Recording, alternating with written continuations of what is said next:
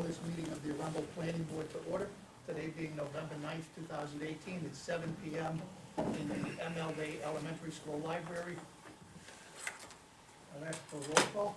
Cory Kane. Jamie Lowry. Roger Moore. Susan Roth. Rich Ganong. Ted Redwood Planner.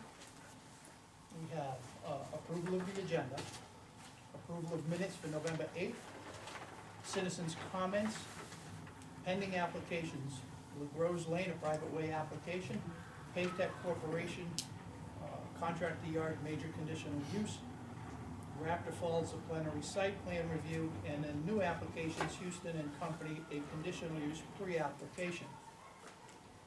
Is there anything that you see that needs to be changed on the agenda? Yes, Mr. Chairman, Yes. it's not a pre-application. Oh, okay.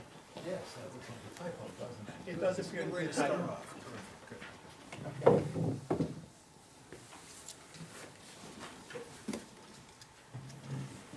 If there's no changes, I need a motion. Make a motion to accept the agenda as written. I second it. Any discussion? All those in favor? Yay. It is unanimous. Approval of minutes for November 8th.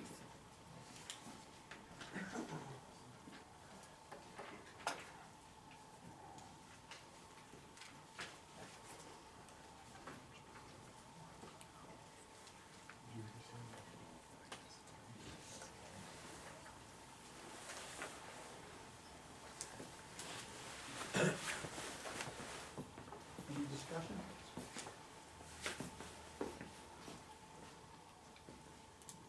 Need a motion. Yay. Accept. I'll second that. Motion has been made and seconded. All those in favor? All right. Aye. It is unanimous. At this point, we have citizens' comment. Citizens who are here that have something to say about an item that is not on the agenda. Rich, can I go back to the agenda? Oh, the Arundel Cottage, we did. You're correct. I'll ask Corinne to note that there are 2 pages. I missed the, I missed the second page. Backside. It's on that. It's the government paperwork profession. Then to love it back up. So that's my pages. Do we need to take another vote on that? Or can we just note that it was there on No. the second side? Again, back to the citizens' comment. Are there any citizens that would like to comment on anything that is not on the agenda that you would like the planning board to look at? Okay. Seeing none, we'll close the public comment. We'll move right into pending applications. The first application that we have is LaGrose Lane, a private way application, and you should have before you a letter from Gino requesting a 30-day extension. If that's acceptable, I just need a motion to move it forward. Is it within our time slot, their time slots? Yes, this is acceptable. We have the rest of it, he just wants to get it extended. Move to extend, yeah. To our next meeting or 30 days? 30 days. So it'll be next year. Basically. It will carry forward to next year, yes. Okay. Move to grant the 30-day extension. I need a second. I'll second it. Motion's been made and seconded to grant the 30-day extension. In this case, it will actually be to the next planning board meeting after the first of the year. Mr. Chairman, Yes. they may have something by the 13th. If they can get it to us by the 13th, we'll put them on the agenda. If not, they're running into issues with the road maintenance agreement, trying to get everything I think resolved. that was the whole issue. It still is. Okay. Okay, motion has been made and seconded. All those in favor? Yay. Aye. All right, it is unanimous. The next item, Pavtech Corporation Contractor Yard Major Conditional Use, a proposal for the establishment of a contractor yard 2 operation for an existing paving contractor business located on an interior 5-acre parcel, tax map 37, lot 8A, served by the private way Stilfen Lane, with access off Sinnott Road in the R4 district. William Stilfen is the owner, Pavtech Corporation is the applicant, and Jason Vafiades, PE of Atlantic Resource Consultants, is the applicant's agent. And I guess you guys, wherever it went, you guys have some information related to the noise ordinance that we had asked you about, and you submitted paperwork on that. From your agent, you're gonna put up a solid fence? Solid, yep, and that's, Solid, okay. yep, that was in the, that's a mistake in the detail, it's gonna be a shiplap, we'll actually have a little lapse, so there's definitely no, any 6 Okay. feet high. Yep. And we received a report from Accentech, from the abutters. And then you wrote a response to Yeah, that quick- particular yeah. item. Quick response, yep. And that was in discussion with Stephen Ambrose, who was the noise consultant that Mr. Stilton had retained. And Mr. Ambrose, I'm sorry I can't be here tonight, he actually has a disability, makes it hard for him to get around. He maintains that what he's provided meets your ordinance for the calculations that he's done. Okay. And I'm assuming that Mr. Reed is standing because he would like to make a comment. Thank you, Mr. Chairman. I am standing for that reason. I'm Bruce Reed here on behalf of Mark and Lynn Howe. Lynn's here, and Craig Rankert's also here. He may want to speak as well. If memory serves, you were kind enough last time to set up a schedule whereby the applicant could submit this altered noise assessment, which you did. And there was discussion about, it was getting close to Thanksgiving. If the applicant weren't able to do that, you had talked about extending it for another week, which was still within your timelines. Just cutting to the chase, he got his noise study in, I think it was, Dave, correct me if I'm wrong, was the day before, Wednesday? Was it Wednesday? It was. Right. Which is when we said it was. Correct, it I'm was- just revisiting a little bit of history, because we were able to hire our own expert. It was very difficult, and as the board hopefully all knows, I know you know, Mr. Chairman, we asked for 1 week additional time so we could actually get some form of expert testimony. This noise stuff is kind of tricky, if you will, and the ordinance is sometimes hard to understand. But we did retain an expert, and you did get my letter, I hope, with his report. Did all of you have a chance to read that? Yeah, I have extra copies with you if you don't. But then we had the rebuttal by Mr. Ambrose, which came in, was that yesterday, David? Or was it today? Today. Okay, well, we managed to get in touch with our expert, the same fellow, Ben Markham, and have him rebut. So I know tonight is not about opening up the public hearing to every issue out there, but just on this noise issue, we appreciate the opportunity to be able to give you this additional information. We do have one final rebuttal, which we got at 5 o'clock tonight, which is, I'd like to read into the record if If that's you could in keeping give with. it to us, we'll put it in the record. for I the- will do that. I would also like to read it if that's possible, Mr. Chairman. It's 1 page, it's an email. So, Does he have copies for us to read? Yes, he does.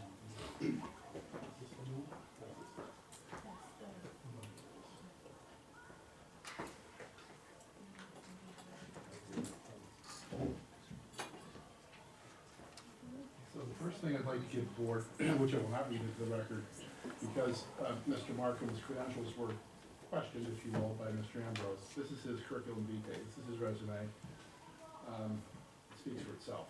The man is a professor at MIT, Harvard, and Cornell, has degrees in environmental and civil engineering. If you want more than one of these, I'm happy to give them to you, I have them. If you could give them to everybody. Sure, it's I will. Thank you. And I'll just add, in addition to being a professor at Harvard, Cornell, and MIT, he also is the CEO and founder of Accentech, and so in full-time works as an acoustical engineer.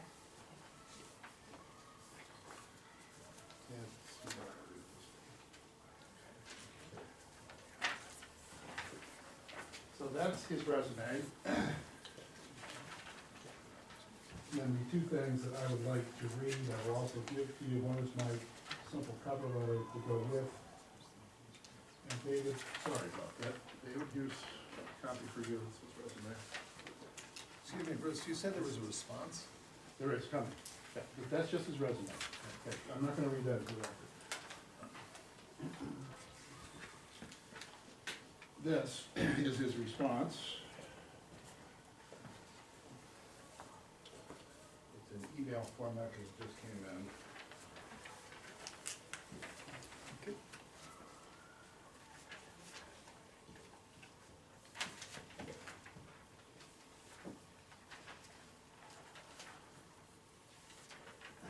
And finally, my brief cover letter to go with this.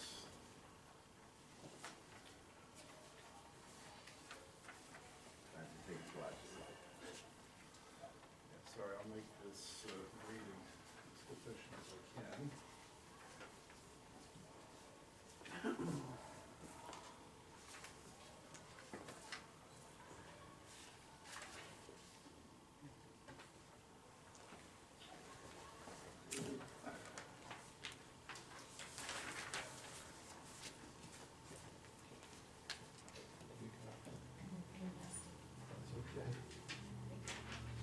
So, now you've got these three documents, tell me if you'd like to read them yourself, or I could, I would like to read these into the record if I could. Just let me know when you'd like me to do that. So my cover letter to you, dear planning board members, attached is a rebuttal by our noise expert, and this is a rebuttal to Mr. Ambrose's rebuttal, if you will. This is a response to his response that came in today. We would have circulated this earlier. Dear planning board members, attached is our rebuttal by our noise expert, Benjamin Markham, to comments presented earlier today by the applicant's noise analyst, along with Mr. Markham's resume, which clearly demonstrates his qualifications in this field as a civil and environmental engineer, to include his being a faculty member at Cornell, MIT, and Harvard. I will read it into the record, but in addition to those remarks, we wish to emphasize the following. Number one, the applicant's noise study does not take account of noise generated by activity other than one specific type of idling truck. This is in Mr. Markham's report, I just wanted to highlight. What about driving of trucks, loading, unloading, and moving of equipment? None of this has ever been addressed. The applicant has offered no evidence on these issues. Number two, the truck which was tested, and this is in Mr. Ambrose's, all three of his reports, and included in the applicant's report, is different and smaller than others that my clients and Mr. and Mrs. Guile have observed and documented entering and exiting Stoughton Lane. We have provided this proof to the code enforcement officer in June and are prepared to do so again tonight. And I will let the Guiles do this. They have iPhone. The truck that was used here is a 2-axle, am I right? Yeah, I'll let them show you the photographs, which you've already put in the record. I just want to highlight this, because this is the single issue that you're focused on in the public hearing part. Where we were denied the opportunity to fully engage our expert because our request for a 1-week continuance was denied, we have been limited in what we can present for rebuttal testimony. However, we believe Mr. Markham's original report, in conjunction with his rebuttal, which I will read next, provides ample empirical evidence. This isn't touchy-feely. We believe that Mr. Markham gives you empirical evidence that the applicant cannot meet your noise ordinance standards, even with, and this is a term he uses in his letter, which I think is worth keying on. I know Mr. Ambrose responded to it. The term he uses, an elaborate choreography. This is what Mr. Stoughton is proposing to try to get to the noise ordinance standards. 15-minute intervals, it's like a dance that has to take place. And also, Mr. Markham highlights the basic math error in his report. In closing, to reiterate the theme that we have presented in our opposition to this application from the very beginning, Mr. Stoughton's inability to meet the noise standards is more evidence of the fact that this is the wrong use in this residential neighborhood. The board has more than ample grounds to deny the application and should do so. And now, the report that Mr. Markham gave us today, his email. Number one, the noise ordinance does not apply to trucks only. It includes all operations. Loading and unloading activities are subject to the ordinance, and vehicular movement associated with operations on private property, not on the open road, would, we expect, also be subject to the ordinance. These are not accounted for in the Ambrose calculations. Number two, abutters have directly observed and documented evidence of larger trucks on the site, and they will briefly do that for you when I'm done. Number three, in order to meet the day or nighttime limits, the Ambrose letter is clear that the choreography would be required. Without this choreography, the 15-minute exceedance allowance would need to be used. But there is only one exceedance permitted, which doesn't allow for both the departure and the return of vehicles. More to the point, the arrival and departure of vehicles is likely noisier than idling alone. We've tried to make this point a number of times, it's never been responded to by the applicant. What about the returning trucks?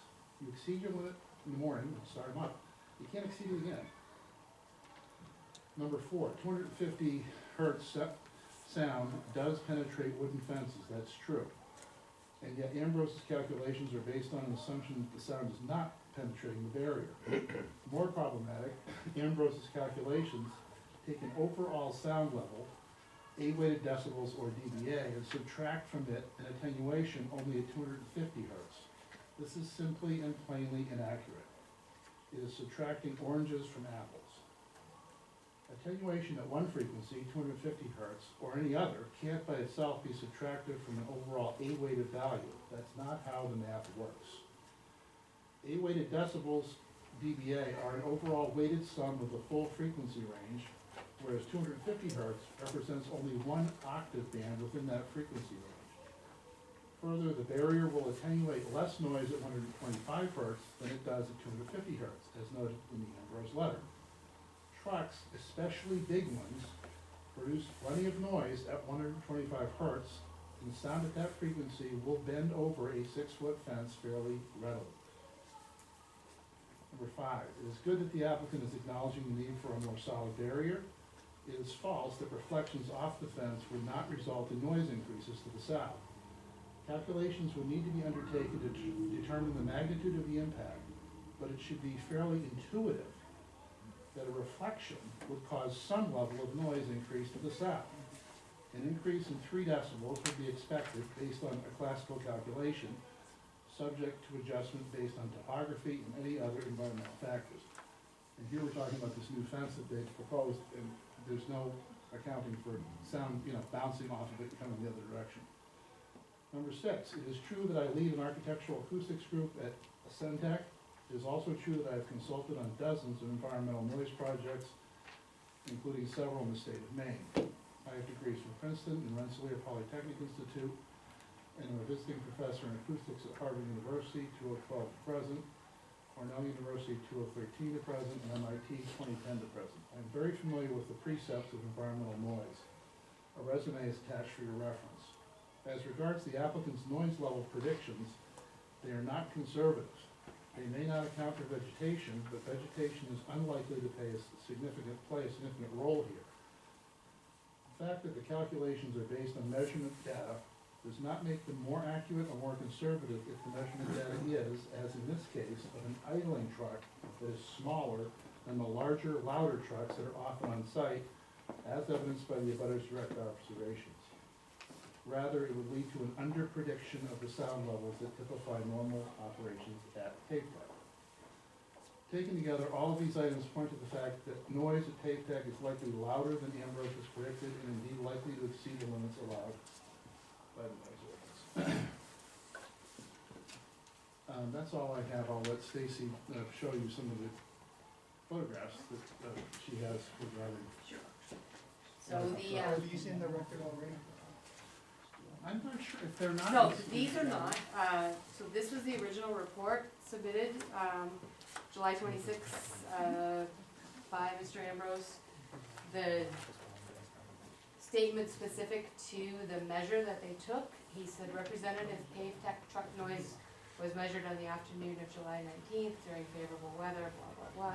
Sound measurement was made with a Savantech model 949, type 1 sound analyzer, I'm gonna skip that part.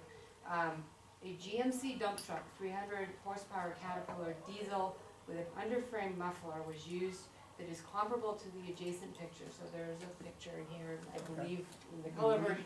We have them. Yeah, you do. The truck had been parked, blah, blah, blah, blah, blah. You'll note, as you look at the picture, this is appears to be a two-axle truck. Through numerous, encounters, I'm a runner, I run on Senate Road a lot, and these trucks pass me many mornings. They are not two-axle trucks. So between Lynn and myself, as we've shared with you and has been entered into the record previously, there have been some video of the trucks entering and exiting Stilton's Way. We talked about what they look like. I just have some photos of what we have observed of the trucks.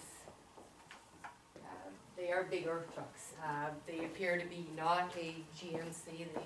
At least a couple of them are something called a Ford Sterling. I know less than nothing about giant trucks, other than it appears to be a different truck. And my point in this is to address the point too, that, you know, we already spoke to the abutters, being able to present other pictures, so. Can you give us a little more information on the location of these trucks? Sure. For example, the third one here that has snow on the ground? Yeah, that was taken from my property line. It actually is what I can see from my property line to Bill's yard. Literally just standing at my fence and looking to him. The first two are taken on Marty's property. The fourth one, is just, it's the thing that when you take a picture on an iPhone, shows you the location. It just was included to validate that that is exactly where that picture was taken, or that there would be a question that I did it somewhere else. The next three are, snaps from the videos that Lynn took of the property, of the trucks entering and, or rather exiting, Stilton's Way. So they are, the first two appear to be the same truck, and the third one, the other. And again, the rationale for this is that they are not a two-axle GMC, whatever that says, they are really larger. And to follow up on that point from Stacy, referring back to Ben Markham's original letter that was issued yesterday. Larger trucks make more noise, and that those trucks are larger than what was measured. That noise study that was done where he is already in violation of the noise ordinance and have to do this elaborate choreography to try to comply. Those trucks create larger noise, and trucks while running create larger noise and unloading and loading than idling trucks, which was part of what Bruce had referenced.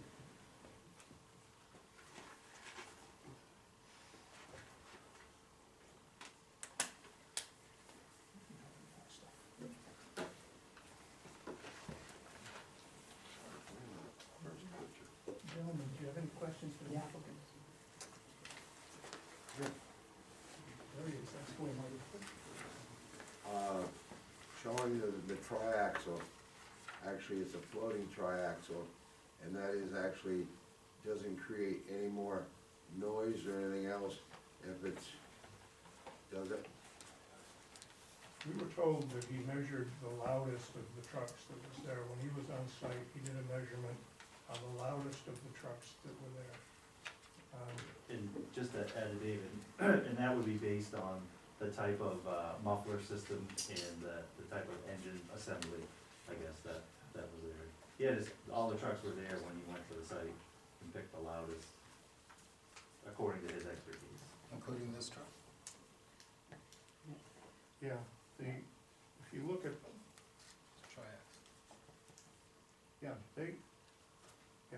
those trucks were there, and he had them all running. He measured the loudest one in order to come up with the most conservative measurement. All of this other stuff you've heard is really just speculation. Of course, noise will go over a 6-foot fence. Mr. Ambrose said that the fence needs to be 3 feet from the property line, because the measurement that he's taking is 3 feet behind the fence barrier, where the ordinance says, you know, you have to measure at the boundary line at least 4 feet in the air.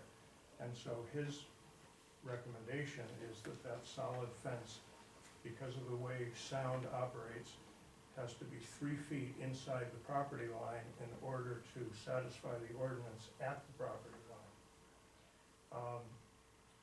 In terms of noise echoing off a 6-foot fence and traveling all the way back 250 to 300 feet in the opposite direction and creating a sound disturbance, that's purely speculative.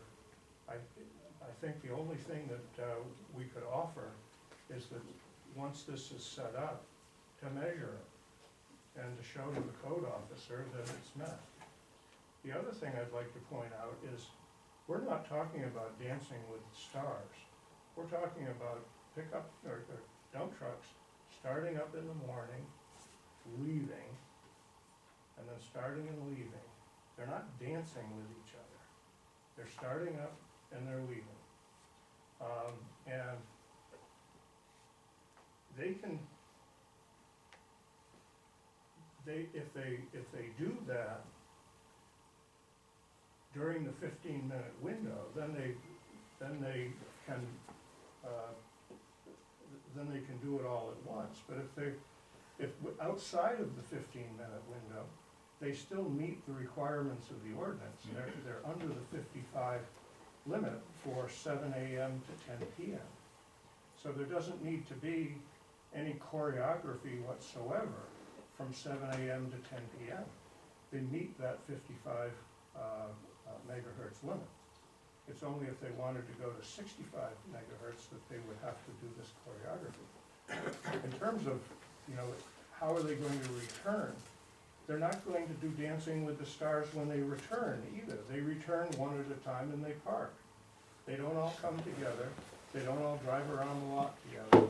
They come back separately because they finish their jobs separately, and they park one at a time, and that's it. So I have a few comments, but, because I didn't understand your definition of, or your understanding of what Mr. Markham was saying about choreography. So I think my sense of what he was trying to relay is different than what you just described. But that was not necessarily the point of why I'm interjecting. So you said that the noise was measured while the trucks were running. So specifically, and that is what he measured.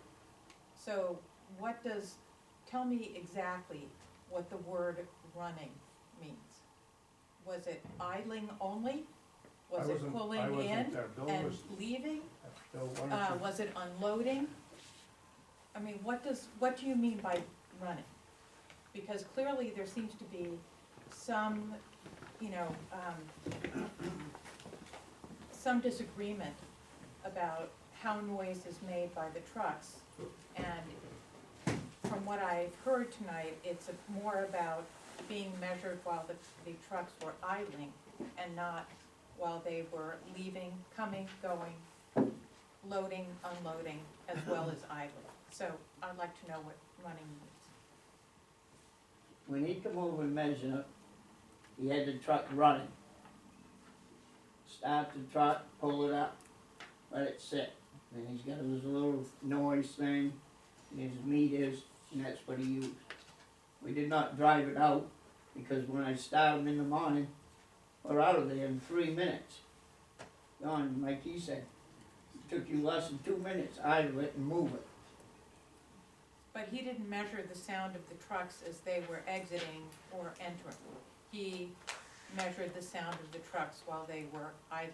Mm-hmm. Okay. That's what I It's gonna wanted be to know. kinda difficult to measure them all when they're leaving. And like I said, it takes us 15 seconds to drive a truck to the end of my driveway now. Okay, well, Mr. Markham, who appears to be an expert as I'm well, not saying he's not. seems, well, and you didn't say that he wasn't actually in your letter. He Your wasn't- expert was very careful he wasn't to even not there. call him as unqualified. I did call him unqualified. No, that's exactly right, and I think that there's a reason why you didn't. But what I'm saying is, he seemed to indicate that there was a way to measure not only the noise of the truck while it was idling, but also the noise of the truck as it was entering, exiting, loading, and unloading. We're not loading and unloading. We're going to work. We go to pipe, load, we take our material to the job, and we come home when we're done. One truck might get done at 3 in the afternoon, one might get done at 5, and next one might get done at 6:30. Right, all I'm saying is, the word running means idling and not entering and exiting the property and not performing other duties and functions with the trucks while they're running. Right, we don't do other duties and functions there. Right, Chairman. You've commented numerous times about the fact that the trucks don't do anything there, you're not stockpiling materials, you're going someplace to pick them up. Oh, that's why I wanna do it though. I wanna be able to have a couple loads of gravel here and there, you know, if I get the contractor's yard permit. So I do have a question for you concerning the vehicles. How do you ensure that they don't all come back at the same time? Well, I've been doing this 30-something years. I'm not gonna pay a man to sit there in a truck and wait for them all to come back and say, oh, we're all going back together. I get rid of one, go home, I don't wanna pay him. And get rid of the next one, go home, I don't wanna pay him either. So they all leave one at a time. Thank you.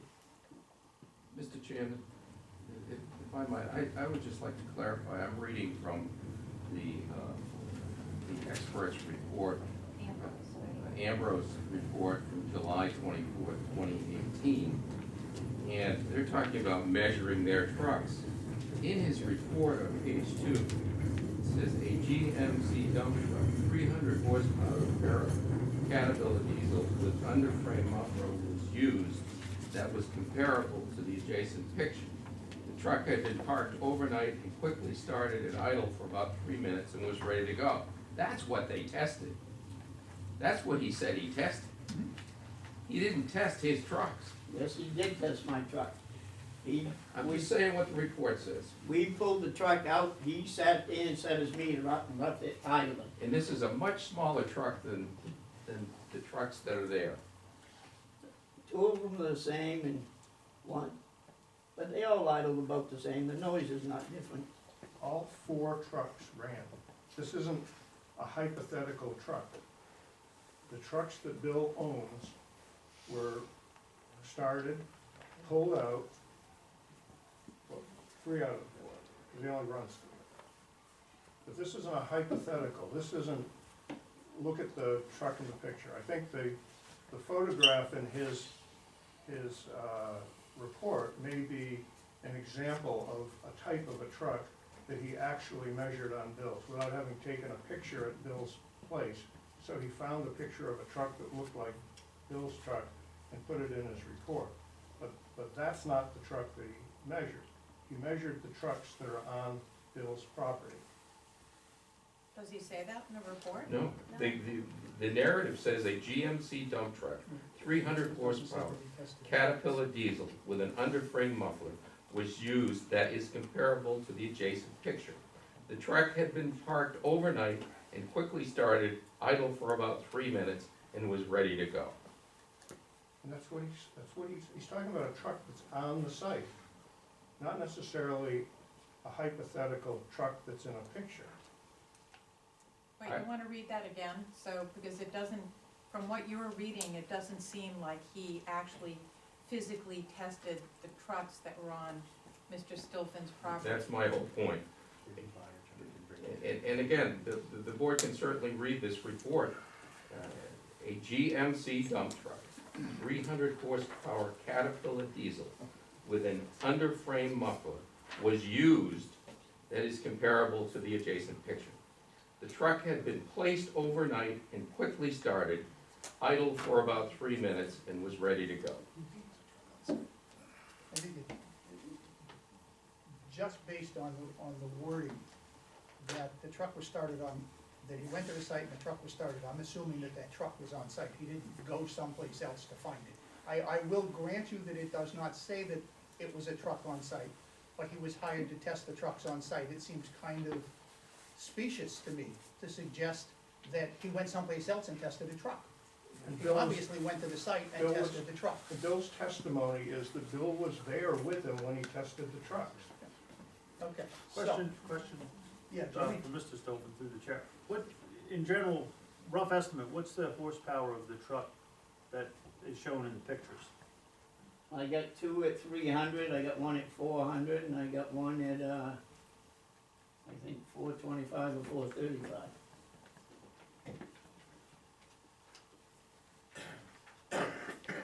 I have one more question, if that's okay. absolutely. So you said you'd like to have some piles of gravel, if you can, so that you can Yeah, but have those yeah. available to you. Does loading gravel and unloading gravel make noise? not really. I try to help my neighbors. I grade my yard now over there. I take the beeper off, which is against the law, so that it don't irritate them. Cause they call up the sheriff and say, oh, he's using his tractor on his property. So when you dump the gravel out of the back of the truck, it doesn't make noise? Not really much. I mean, you must have seen a lot of dump trucks in your time. Did they have a gate, Of course they got gates. What do they, run down the road without any? slam? Oh, yeah, they slammed them, but I give them hell for that. Can I be able I just wanna bring forward, and you all can, this is my own iPad, and do whatever you like with it, and these are files that are in a Dropbox, I can share them with you. They are examples of the noise of, The noise coming out of the iPad would not equate, I, you couldn't turn it up loud enough to make it equate to the sound that you would be I'm hearing on not, his I'm, phone. Rich, I'm not presenting it for that reason. I'm presenting it to answer Susan's question about if there is any loading or unloading, or, and perhaps to speak to the, these poor people are coming out. To speak to, that the trucks drive off and move. Sometimes they do, sometimes they don't, and I'll let you do that how you will, and if you wish to have the files, I can send. Mr. Chairman, there's a second paragraph here that I omitted to say. When I talked about the 300 horsepower Caterpillar diesel that had been parked overnight, quickly started idle for about 3 minutes and was ready to go. So we're talking about a 300 horsepower truck. The next paragraph really confirms what we're talking about, or what we're alleging here. This truck was relocated to asphalt apron connecting to Stilfen Way, aligned to face east and away from obstructions. The idling truck was the dominant noise source. So he's talking about a 300 horsepower truck, not a 400 horsepower truck, not a 425 horsepower truck. He's clearly identifying a 300 horsepower truck. I get two at 300 horsepower. One's a Triax. And you have two that are over 400 or over. Not to add to the confusion, because I think, and this is just in conversations with the noise, our noise consultant, Mr. Ambrose, that the noise generated by, I believe the 300 horsepower trucks are older with a different muffler system or Yeah. something, that he tested all the trucks that were on site, and that one seemed to be the predominantly noisiest one based on the type of engine structure and muffler, but I certainly understand the questions equating horsepower to truck noise. I mean, clearly, a vehicle with more horsepower and a much better muffler might make less noise than a vehicle with lower horsepower and a lousy muffler. Mr. Ambrose tested the one that was the noisiest, in his opinion. Mr. Chairman, it's unfortunate that our expert isn't here, but we're hearing a lot of testimony from people who are not experts. Mr. Ambrose isn't in the room. Well, we're getting an opinion from yours that is an expert, and ours is too, he's from the state of Maine. They're both experts. What are you saying, Mr. Ambrose is an Hang on, expert? ship that to Rich. Through the chair, if I could ask a question, I have not had access to the July report. Pun intended, it sounds to me as if the noise that was measured, the noisiest truck, was the non-moving, the idling truck. The attorney for the applicant just speculated that a newer truck with more horsepower might make less noise. That's possible. However, it's also possible that the truck with 425 horsepower makes less noise while idling, but when put in gear and starting to move, in fact, makes more noise. And it would seem that the report from the applicant's noise expert does not address the noise while the vehicles are leaving, while they're moving on the property, whether they're leaving or loading gravel or whatever. And I'm asking for clarification of that. Mr. Chair, our expert has said that we will satisfy the noise ordinance if we take the measures that he's recommended. Everything else as to whether that is true or not is speculation until the fences are put in, the trucks are turned on, and somebody goes and measures. And so I think it would be appropriate for this board to require that the mechanism be tested after it's installed. If a different fence or a thicker fence or a fence with acoustic tiles or whatever, it has to be installed in order to protect the properties of the people who would not ask to be protected from the noise in order to satisfy the ordinance. We can do that. And this expert says this fence will satisfy the ordinance. We have to put that fence in and have it tested before anybody can say that he's wrong. And I would agree, the question comes down to you have an expert, they have an expert. I'm not an expert. When do you anticipate having that fence installed? Well, not this year, I'm leaving next Saturday for the Philippines. I mean, we'll get the fence, I got one more week of work.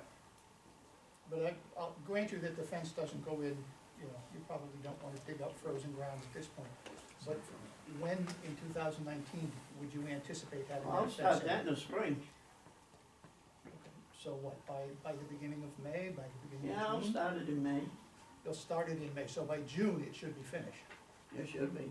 Okay. I mean, if I can And get a that's post, what I'm trying to if tie I up. can get a post That's hole specific. digger, I can have my carpenter, you know, I'm building a little house right now, but after he's done that, if I can get through the frost with one of them post hole diggers, I'll start that. Okay.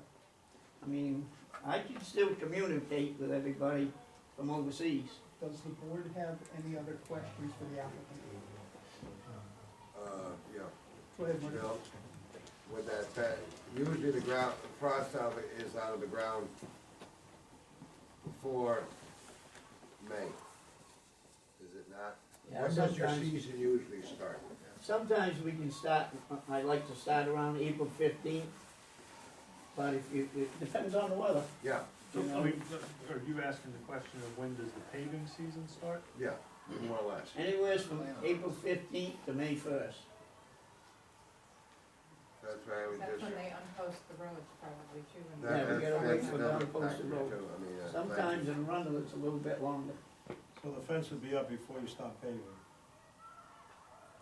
I can't promise you that, if I start April 15th.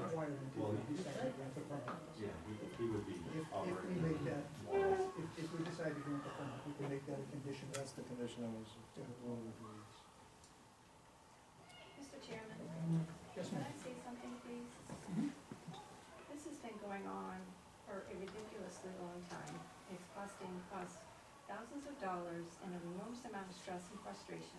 You think And about every, me? excuse me, Let her speak. every time that something happens, the board has granted extensions to Mr. Stilpen, and yet when information comes in that changes the plan, so this last plan, the change that came in on Wednesday, we asked for a reasonable time frame, 1 week extension, to be able to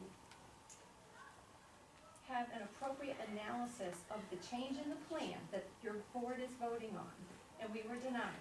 And so we had to scramble and did the best we could with an expert that basically had to drop everything. This is a company out of Cambridge, they're a very large company. And now, and we were denied, every time we're denied, and now you're talking about extending this whole process out to next spring? No, ma'am, we are not. We will be making a decision tonight.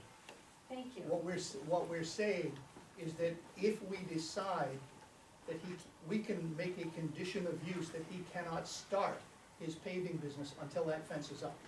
Or better yet, until it's determined that he's in compliance with the regulation. Because his noise specialist presented a predictive noise analysis that they were leaning on, based on a prediction, based on his inaccurate measurements, and proposed this fence. But the fence doesn't need to be up. They can go out tomorrow and measure based on, running trucks and other noise, based on the same assumptions, although these are faulty, that he did in this. So I'm just trying to save Mr. Stilpen thousands of dollars of putting a fence up. I've already spent thousands. Shut it up. My point is that we gave them an extension because they asked for time to document that they would be able to solve that problem. We gave them that time, they have solved that, they have brought evidence that says that they have solved that problem. We can then say yes or no, one way or the other. If we say yes, we can put a condition on there that he is not allowed to start in the spring until that fence is up and tested. That's not a big problem. To address your issue, I felt bad, but the ordinance does not allow anyone other than the applicant. The planning board cannot say, we'll give you an extension. The applicant has to ask for that extension, and it only allows them to, and nobody else is allowed to ask for it, under my interpretation of the ordinance. So we did, and today is the final day, and we are going to make a decision. I do have a question for Attorney Jones and Mr. Stilpen.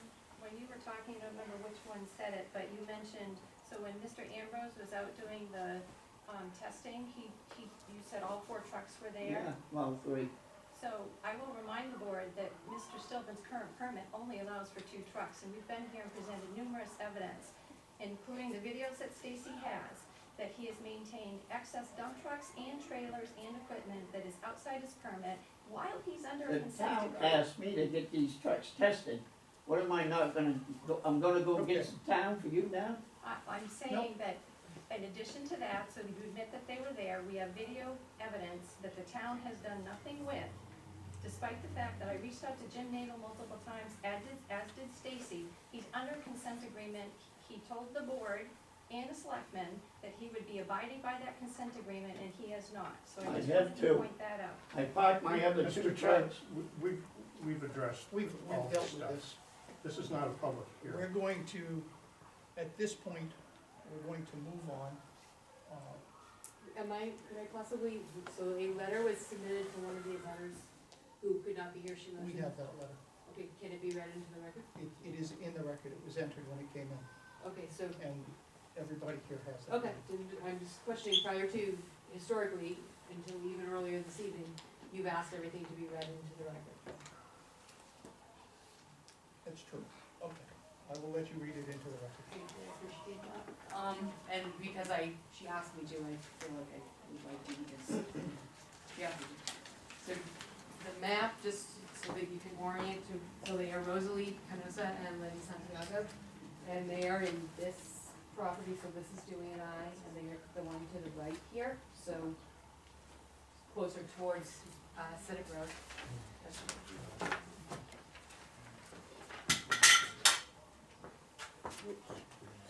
I'm not gonna, Jamie, sorry.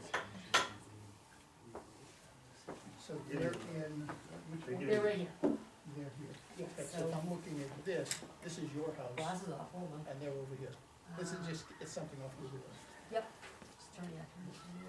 So this is. There, your- this is them. They're that house, They're okay, this house, yes. thank you. And the letter that they, asked to please be read, says, Dear Mr. Redway, as property owners abutting the land along Stilton's Way, we are very distressed to learn about our neighbor's proposal to construct a wall with the implied purpose to deal with the noise level created by the heavy industrial trucks associated with his paving business.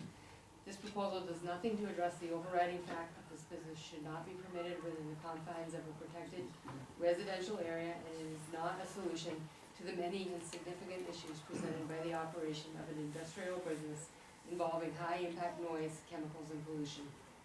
It is an entirely inadequate proposal that would be a visual eyesore, and I think based on the plan, they would be able to see it much more than we would.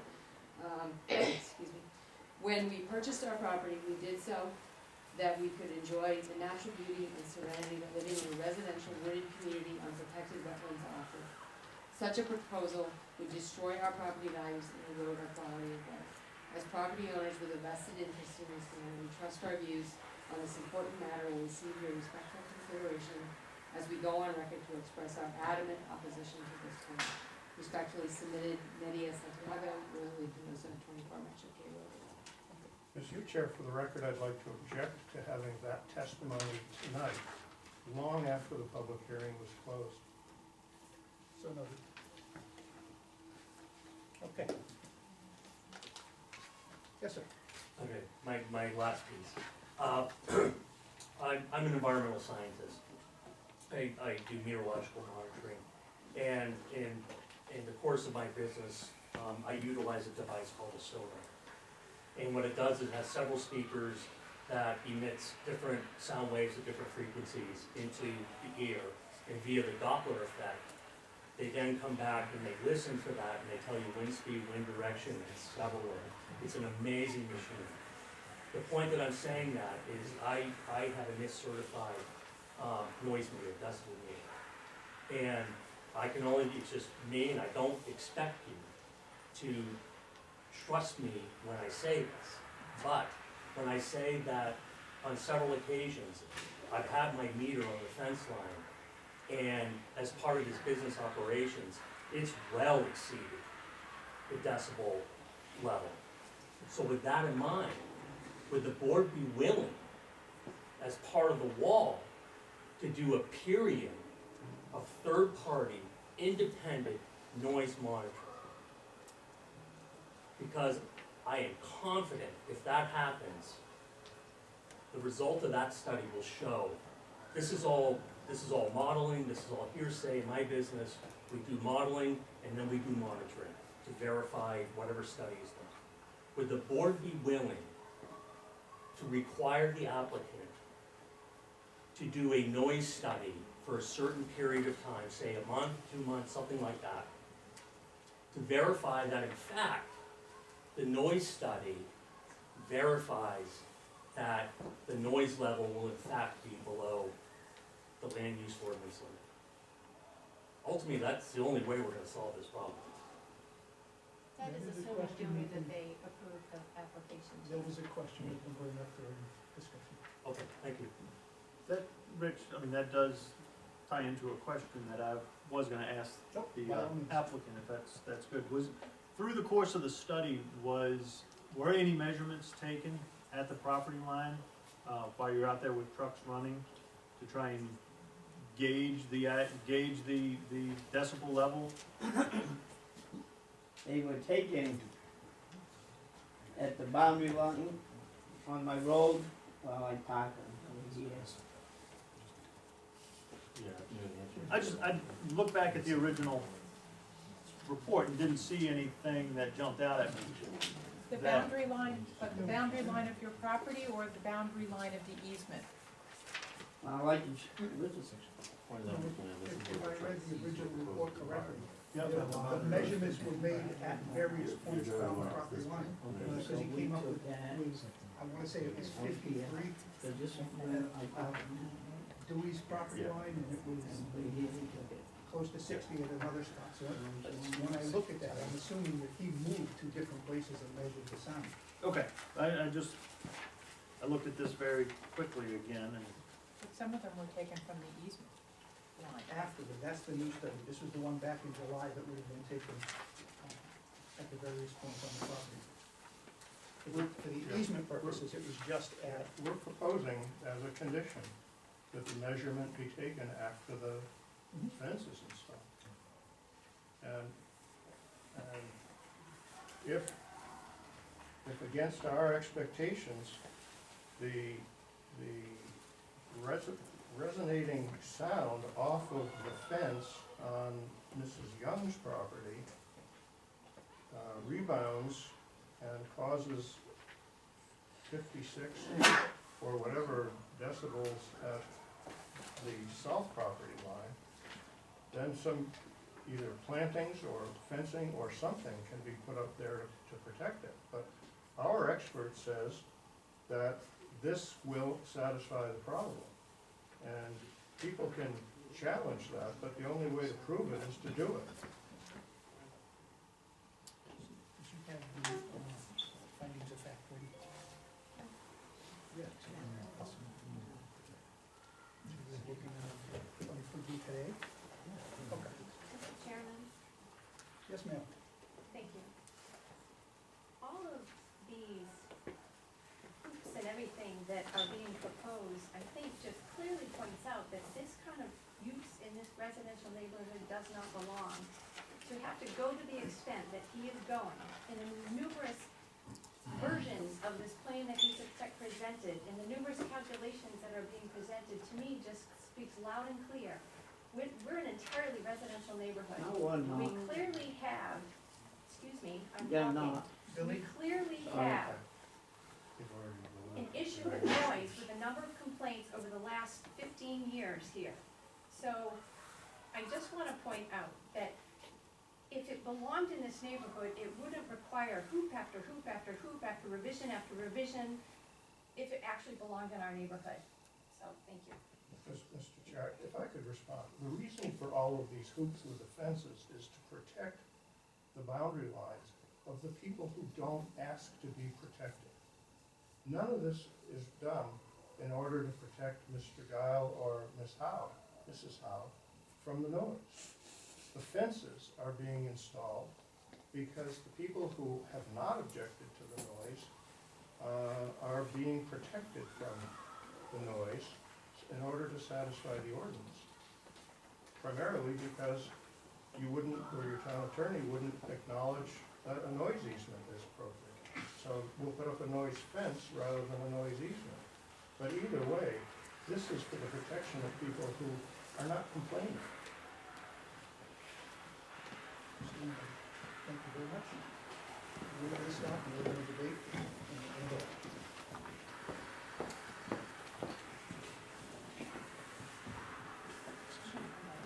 Okay.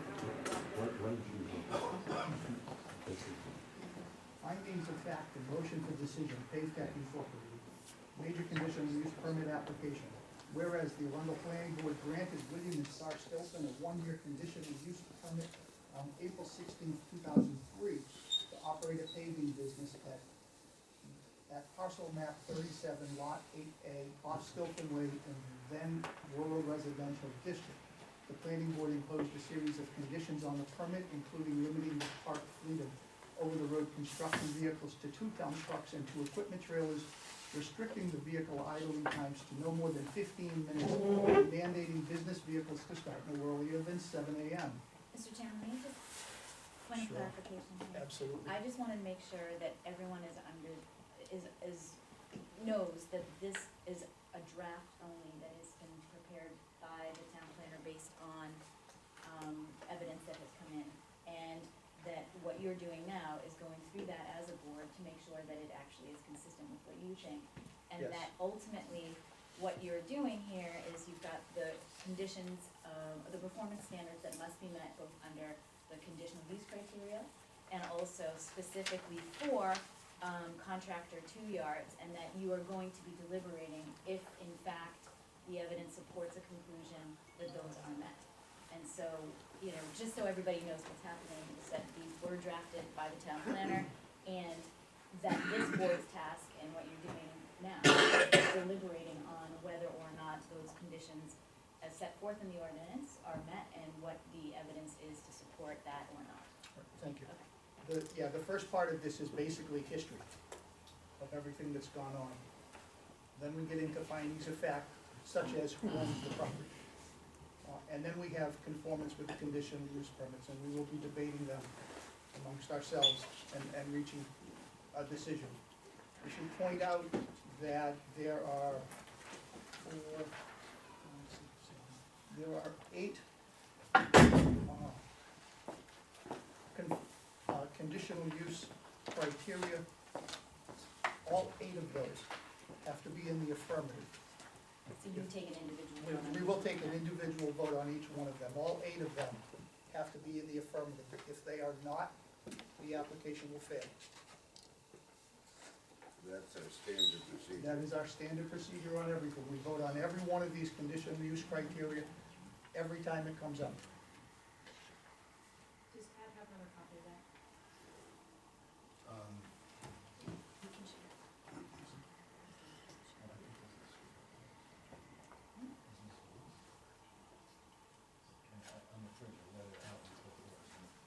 Oh, it's at the Okay. Whereas on May 13th, 2004, the Arundel Planning Board granted a permanent conditional use permit for paving operation, given the applicant's demonstrated compliance with the restrictions and limitations of the April 16th, 2003 permit.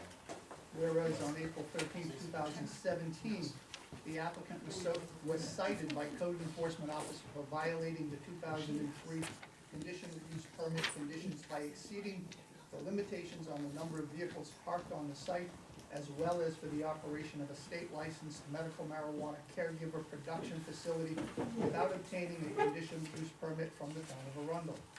Whereas on June 13th, 2017 and June 21st, 2017, the applicant entered into a consent agreement with the town of Arundel to remove from the site all vehicles except those prescribed in the 2003 conditional use permit and to remove medical marijuana caregiver production facilities from the property. The applicant also agreed to obtain a conditional use permit for operation of a contractor yard 2 before any additional road vehicles could be parked on the site. Whereas on June 22nd, 2017, the Arundel Planning Board received a conditional use pre-application for the operation of a contractor yard 2 on the existing site. Whereas on July 8th, 2017, the Planning Board conducted a public site walk of the proposed project site. Whereas on July 13th, 2017, the Planning Board informed the applicant what submission requirements would be required to apply for a contractor yard 2 license. Whereas on July 13th, 2017, the Planning Board received a major conditional use application for the operation of a contractor yard 2 limited to 4 dump trucks and trailers and associated equipment. Whereas on August 9th, 2018, the Planning Board determined the Pave Tech Corporation major conditional use application complete in accordance with Land Use Ordinance Section 10632. Whereas in conformance with the Land Use Ordinance Section 10633, the Planning Board conducted a public hearing on August 23rd with a continuance on September 13th, 2018 to permit extended public comment. Whereas on October 11th, 2018, the Planning Board granted the applicant a 30-day extension to provide legal substantiation for noise easements purchased by the applicant from abutters and intended to serve as a noise mitigation measure. Whereas on November 8th, 2018, the Planning Board granted the applicant a 30-day extension to prepare and submit designs for physical sound attenuation barriers to meet the requirements of the Land Use Ordinance Section 511(1). And whereas the Arundel Planning Board has determined the following findings of fact. Findings of fact, the owner of, number 1, the owner of the property is William Stilton, and the applicant is Pave Tech Corporation. Number 2, the property is located at Stilton Way in the R4 district. There are no shoreland zoning districts on or directly adjacent to the proposed site.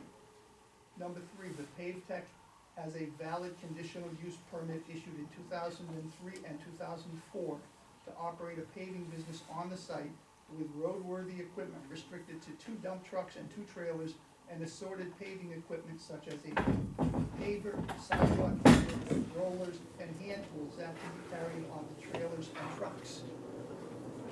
Number 4, the applicant proposes to increase Pave Tech's fleet size over the limits of the 2004 conditional use permit by an additional 2 dump trucks and trailers and associated equipment. These vehicles were parked and have operated on the site prior to the submission of this permit application June of 2017, but have since been removed in compliance with the notice of violation issued by the Codes Enforcement Officer and the June 13th, 2017 consent agreement with the town of Arundel. According to Land Use Ordinance 9.3.14.4A, a contractor yard two operations are permitted in the R4 district as conditional uses. The applicant's proposed layout of parking and storage areas on site is in compliance with the space and bulk requirements of Land Use Ordinance 6.10.3. Number 6, the applicant has provided a noise study prepared by S.E. Ambrose Audiologist dated July 24th, 2018, with revisions and mitigation measures through to November 16th of 2018, demonstrating that the proposed 4-dump truck fleet can ingress and egress the site without violating the 60 dB maximum sound pressure of Land Use Ordinance 5.11.1 for a mixed-use district as measured at the southern property line during the hours of 7 a.m. to 10 p.m. The same study revealed that the noise from all 4 trucks operating at the same time will exceed the 60 decibel maximum for 7 a.m. to 10 p.m. operation along the northern and eastern boundary lines unless traffic flow is restricted to 2 work trucks ingressing or egressing the site at one time. A critical study prepared by Essentech of Cambridge, Massachusetts and dated November 28, 2018 disputes the Ambrose conclusion on the basis of its review of only idling trucks, the abutters' observance of larger trucks visiting the site in the past, the inconvenient restriction of a 2-truck at a time ingress and egress protocol, and the challenge of the 250 hertz attenuation properties of the proposed noise barrier given its mass, sound reflectivity, and gaps between timber slats. In a response dated November 29, 2018, and through project engineer S.E. Ambrose, has countered that standard professional practice excludes the sound of moving, registered over-the-road vehicles from operational noise assessments. The noise study is based on the actual fleet of paved tech trucks, not on anecdotal information from abutters. No complex choreography is required for the vehicles to leave, and the trucks rarely return in tandem. The 250 hertz attenuation for wood walls represents the least effective value for the material, and the reflective sound would be dispersed by distance, natural dispersal, and vegetation. Ambrose concurs that there should be no gaps between the fence slats, and a correction should be made on the detail. In addition, Ambrose notes that Essentech architectural acoustic designers who have not visited the site or its environs and are unfamiliar with sound in natural environments related to construction industrial equipment. Number 7, although the applicant has secured noise easements from the abutters to the east and the north, they grant the applicant the right to project sound pressures exceeding the decibel limits of Land Use Ordinance Section 5.11.1. The town attorney has advised the planning board that these easements do not eclipse or abrogate the requirements of Land Use Ordinance Section 5.11.1. Number 8, the applicant has conducted a groundwater study test of 3 wells on the paved tech property prepared by Nelson Analytical Lab and dated June 25th, 2018, indicating no evidence of groundwater contamination from the parking site. Number 9, documentation provided by the applicant includes site plans prepared by Atlantic Resource Consultants dated August 2017 with revisions through June 25th, 2018. Wetland delineations and assessments prepared by Longview Partners Wetland Consultants. Noise impact assessments prepared by S.E. Ambrose and dated November 16th, 2018. Mr. Chairman? Yes, ma'am. If I may just add that in light of the additional record evidence that was submitted, that being the email from Ben Markham to Lynn, Hal, and Bruce that was received, that was not included in the draft because it was not before us at that point. So I would recommend that as you go through this and you eventually approve the findings, whatever those findings are, that that be added in. Okay. And I would also just ask whether thus far anybody on the board has any issues with what has been recited so far. Because then you're gonna get into the performance standards. Then we're gonna get into the standards. What do you guys think? Any questions so far? Anything that, I do think that it's a good idea that once we reach the decision that we add in Absolutely, It's and gonna just require as a procedural some kind standpoint, of ideas how yeah, to do that. so basically, you know, whatever the result is here, my suggestion would be is that you have a wonderful skeleton and you have your draft findings of fact. But in a case such as this, when it's very complicated and it's been, you know, many, many meetings, my suggestion would be is that, and this is very standard procedure, that you can take your vote tonight, whatever that may be, and then you can, either myself or Tad are working collectively, at the next meeting, you can actually sign the findings of fact. You'll go through them, make sure they're what you would expected them to be. Clearly, your discussion tonight will give us a very good indication as where you're going. We will, you know, Yeah, just leave it at number 10 and we'll just add it. absolutely, but as far as the conformance with the conditional use criteria, we're gonna have to tweak that depending on what it is that you find anyway. So that the findings of fact, you'll make a decision tonight, you'll take a vote tonight, as I understand intention, and then the finding, the formal written findings of fact can be done at the next meeting. Okay, so I have a question though, I'm sorry, go ahead, Roger. So by not expressing any, you know, questions or comments about the findings of fact, is that an admission that you accept them as they are stated? Yeah, I mean, I think, I look at the way this is drafted as twofold. You know, you have the whereas, all of those are what I would call recitals, which are in fact facts. But they're more the history of what's happening. The critical piece in any findings of fact and conclusion are basically threading the needle or dovetailing, we have furniture people here, do you like my analogy?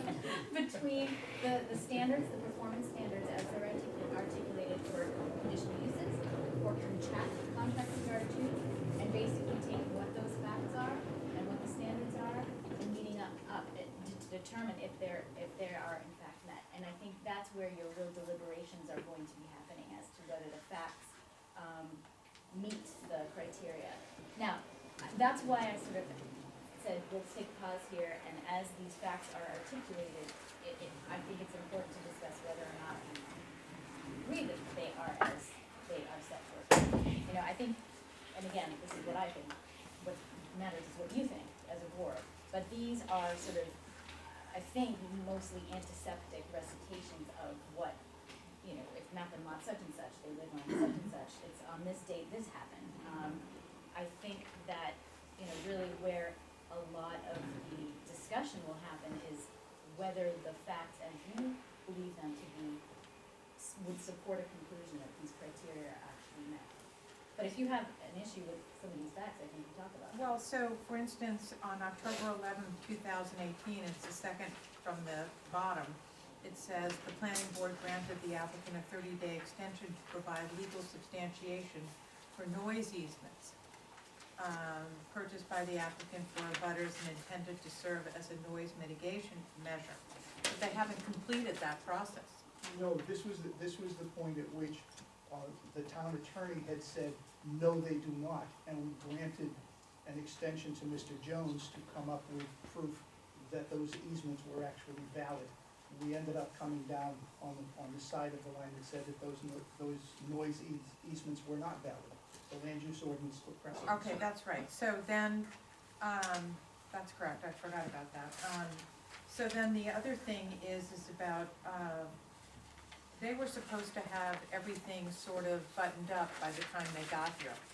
And so we're now debating whether or not if they put a fence up to mitigate the noise, it's clearly seems like they haven't really I buttoned think, it all up. so, yeah, I mean, just as far, again, back to the recitations, right?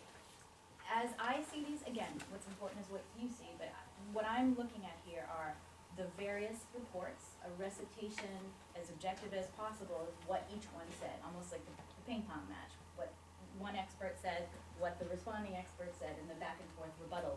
There were 2 rebuttals tonight. I'm not, this is what I would see to be a dry, objective outline of what they're saying. What's next is, and what I'm talking about is that deliberation is really important, is when, for example, there is a criteria that says, basically, is there undue noise, or does it meet the noise requirements? That's where you, as a board, have to determine and look at the various reports and determine which one you know, or bringing your own, Collectively. or bringing your own knowledge into it, talking about, you know, you're not experts, but the law certainly not requires, but allows, board members to use their own, you know, common sense. And that's what your deliberation will be about, okay, what did one expert say? What did the other experts say? Do you find either of them, both of them, none of them to be credible? That's what your discussion will be.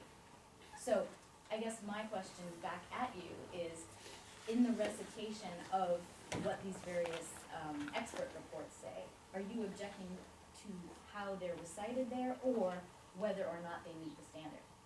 Oh, I haven't determined whether or not they all meet the And standard. that is exactly your job, and that's what you'll be doing Right, on the so next page, yeah. I'm just, you know, mindful and wary of signing off on things that say, for instance, the November 16th, 2018 report demonstrates something, when in fact, I'm not sure that it does. Okay. So, because I think the word demonstrate is very definitive, and as opposed to suggests or whatever. Yeah. So, Yeah.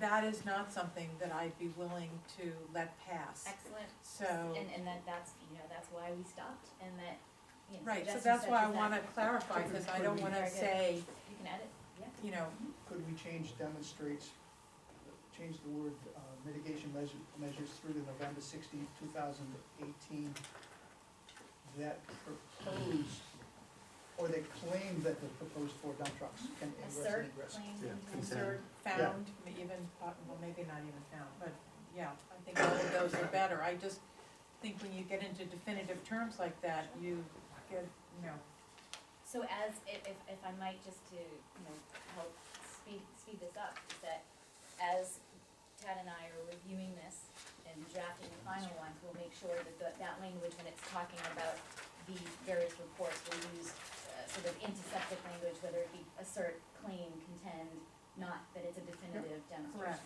Sure. yes, I think that would be better. Is there anything else? I don't know, Roger's gonna go next. Just so it's plain, regardless of the decision we make on this, he still has a permit for contractor He without still warrant, has the permit that was issued back in 2004. and that doesn't go away. No, Okay, I just wanted that to be. in order for that to go away, the codes enforcement officer would have to be citing him for whatever it is that he's doing. Okay. Okay, so, let's talk about the conformance with conditional use.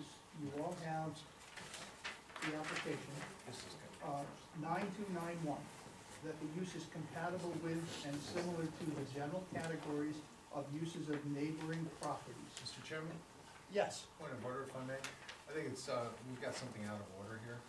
I really? think- Yeah, We're reading what's written. that doesn't. Yeah, I'll buy that. Okay. I think that one of the first things, before you can make some of these determinations, you have to determine conformance with the contractor to yard criteria stuff. Before you can It's determine. just on page 4. It's on the next Do that page. first. Oh, okay, I see what you're saying. Because these are the standard, minimum standards Because these are the standards for contractor that you 4. make they're part of the ones that you make a determination on the 8 criteria, Okay. okay? So then, thank you. Conformance with contractor yard 2 criteria. After due review and consideration, the Arundel Planning Board concludes that the applicant's proposed expansion has demonstrated compliance with Land Use Ordinance Section 9314-4B, performance standards of a contractor yard 2, in that, number 1, the proposed parking lot storage area in the northeast corner of the site is visually blocked from adjacent properties by existing vegetative stands of a height in excess of 8 feet, while pavers and other equipment shall be stored on the trailers in the existing storage barn or the storage trailer. Number 2, that there is no additional site lighting of the parking lot proposed by the applicant under Land Use Ordinance 9314-4B2. Number 3, liquid bituminous materials and solvents are proposed to be kept in existing storage barns or trailers. Land Use Ordinance 9314-4B3. In accordance with Land Use Ordinance Section 9314-4B4, the site plan shows that no equipment shall be parked in the front, rear, or side setback of lot 8A. And number 5, over 10 parking spaces are provided for employee parking on the site in accordance with section 9.3.14.4B5. Number 6, no above-ground fuel storage tanks are proposed on the site under land use ordinance 9.3.14.4B6. Those are the criteria for, to be in conformance with a contract for yard 2. So we need this discussion as to whether or not you think he has met those criteria. And if he has not, which ones? So you might wanna actually, just to make, it's painful, no doubt, Yeah. but, just to make life easier, you might wanna look at the actual standard Yep, it's on page 157 of the ordinance. and just.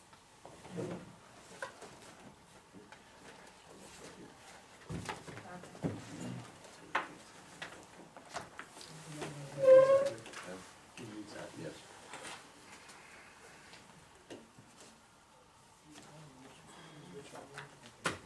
Yeah.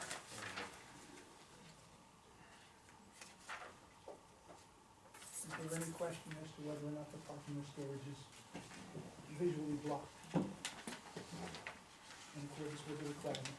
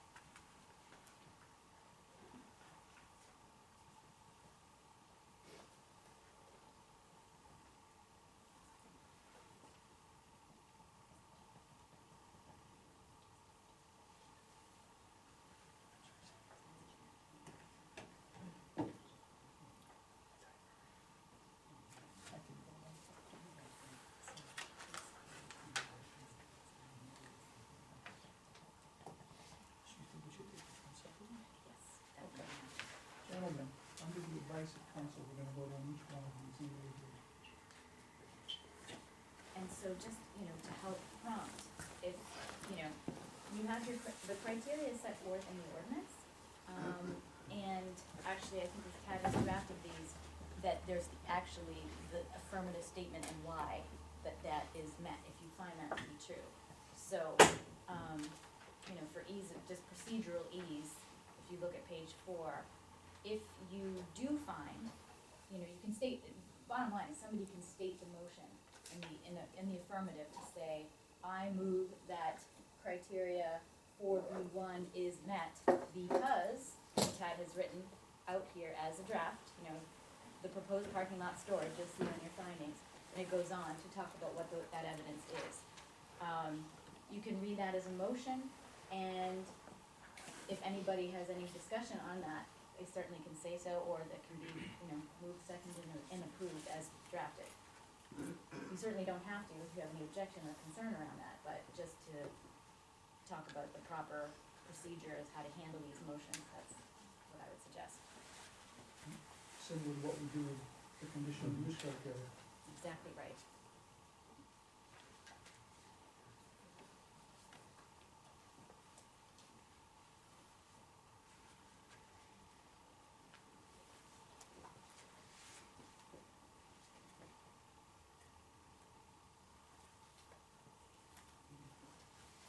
What happens to more nuanced, thoughts about the appropriate use of a contractor 2-yard in an area that is, residential? That goes into the two. Yeah, there is actually a specific Conditions of approval. condition, I think if you look It's the at very first one. 9.291, that's the criteria. So I guess what I would suggest to you is,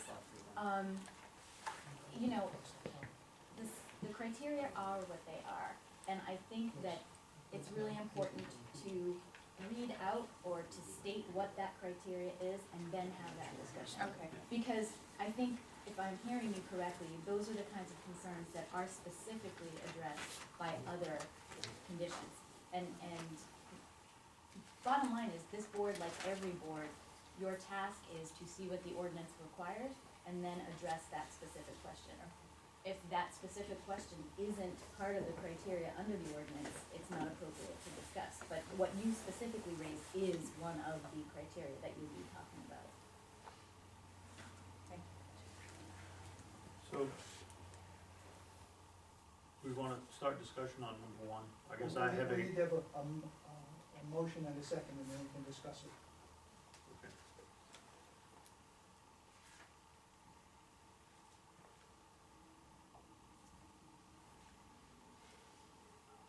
If somebody else needs to make that, I can't. No, I know.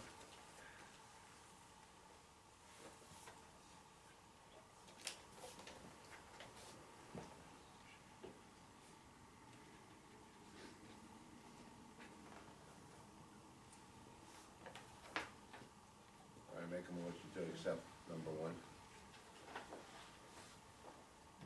The proposed parking lot storage area in the northeast corner of the site is visually blocked. Do you want us to accept it as written?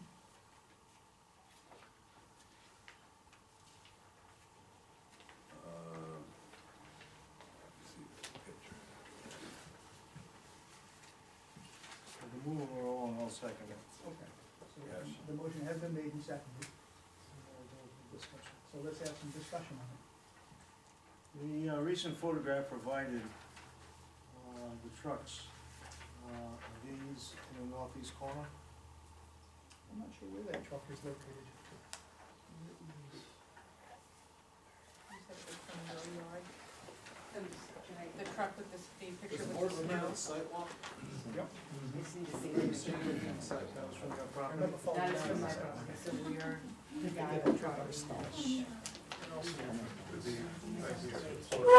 That property is over here on the Living Project, if I remember right. So I would have, if you flip it around, I would have been standing right about there. Because that's his barn, which you might be able to see the edge of the barn, so the barn is there. This was just.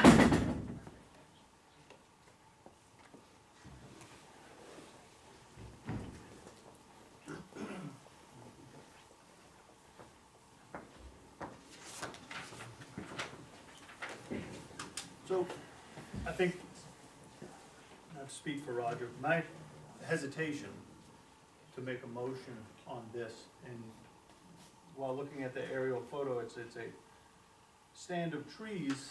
The picture that was shown, you know, I struggle with the area being visually blocked. And that's the term that's used in the ordinance, is visually blocked. Now, there appears to be screening, you know, perhaps adequate screening for other uses that have come before us. But I think there's gotta be some conversation about, you know, all parking and storage areas shall be visibly blocked from abutting properties.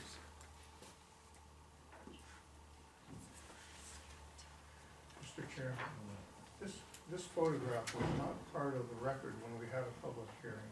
It came in tonight, and we really questioned where it was taken from. Because Mr. Stilton has screening along Mrs. Giles' property line. She would have had to go onto his property in order to take a picture without having to see through the screening that he's got there. Absolutely, I did not, the screening does not. It's a bold statement, sir. Been there, do it. I can look at the IMAP from where the picture was taken, but it doesn't give me longitude and latitude. It simply says, it lays out where McChipke Road and Lieutenant Road is. I would be more than willing to stand on, oath on the Bible that I would not have crossed the property line. This, none of this debate at this point is relevant. We are going to make a decision.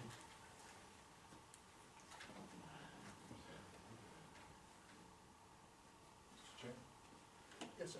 may I ask, did everybody here go on the sidewalk? No, I wasn't here. Susan was not. Jamie, did you go on the sidewalk? Mhm. Okay. Did you see any problems at that time? Like a, sort of, like I alluded to, I think from a general screening standpoint that we would have been accustomed to looking at for a typical project, I think the separation there, and the wooded separation between the site, the storage yard area, parking and storage area, and where we looked to be when we walked around to the abutting property, certainly appeared to, you know, to be a sizable separation between the two. My concern is more of how this is worded, our ordinance is worded, and that it says all parking and storage shall be visually blocked. To me, that's, visually blocked is much more strenuous than, you know, screening or buffering. 75 to 95% visual blockage. Is that what? That's what block means. Oh, is that defined? Yes, defined. Yes. Let's look at that.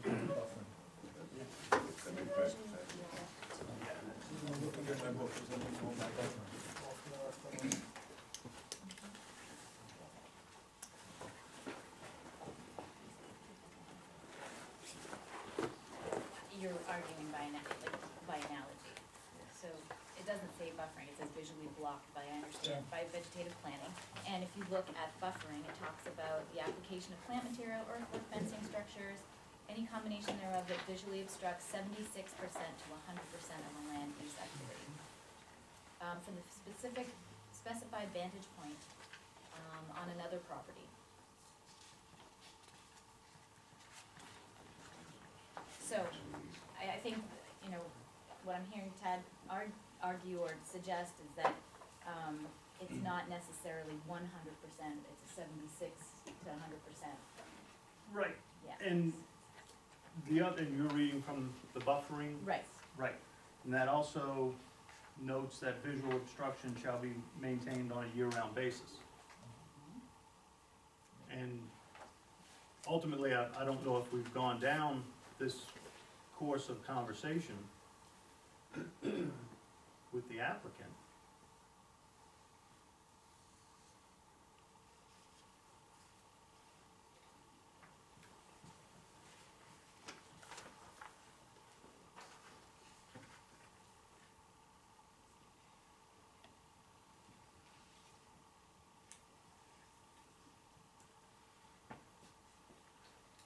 Do you understand what you're saying?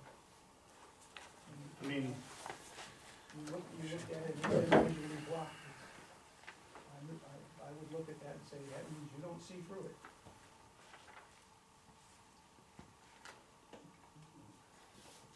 And that may have been, I don't remember how we came up with that definition, quite honestly. yeah, I mean, it's,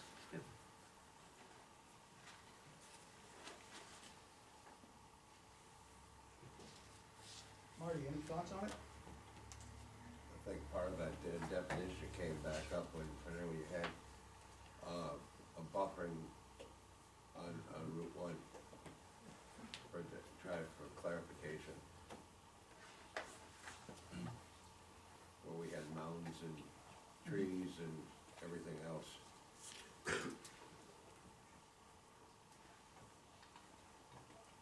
Any thoughts, Susan? Well, if that's the ordinance, and that's the way it's written, then unless you were making another sidewalk, it seems to indicate that means 365 days a year and not certain seasons, then I would say that that isn't happening, or it doesn't appear to be happening anyway. the vegetation that's shown is coniferous. Shown on the plan, Or deciduous. coniferous. Yeah, it's coniferous. Speak English. But it only shows one tree. Not that, I don't know the source of that, I'm talking about if you look at this. Oh, yes, yeah, we look at This that. plan is basically coniferous, and the times that we were out there, the only reason I bring this up is if this had been an issue, I don't know why it wasn't raised earlier. I think the board had made a decision, basically, that it was blocked, and that there was no need for more vegetation, that's the only reason I bring that up.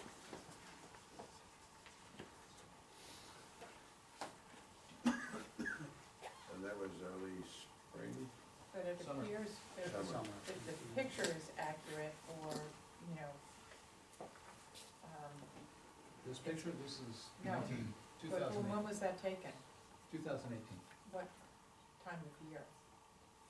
It's a Google Earth. It's a Google Earth. So, But you can tell by the structure what's deciduous and what isn't, what's coniferous. I'm not in a position to make a judgment about whether or not it's visually blocked 365 days a year, because I haven't been out there, you know, 4 seasons, so I would have to decline to vote on that one, so. Mr. Chair, I really have to object to the fact that they withheld this information until long after the public hearing, long after the record was closed. And while you're deliberating, you're handed a photograph that suggests that one of the criteria hasn't been met. If this had come up in the normal course of this proceeding, we would have had plenty of time to address it. This is, You weren't How come you didn't deliberating, object to it then, Please, being you weren't entered into the deliberating. record? He did. I did. This is really, very unusual to be, addressing evidence that was presented after the record was open. The record has been open. We were talking about the noise, and that happened to be a photograph that was to do with the noise issue. If you wanna draw other conclusions, that's your prerogative.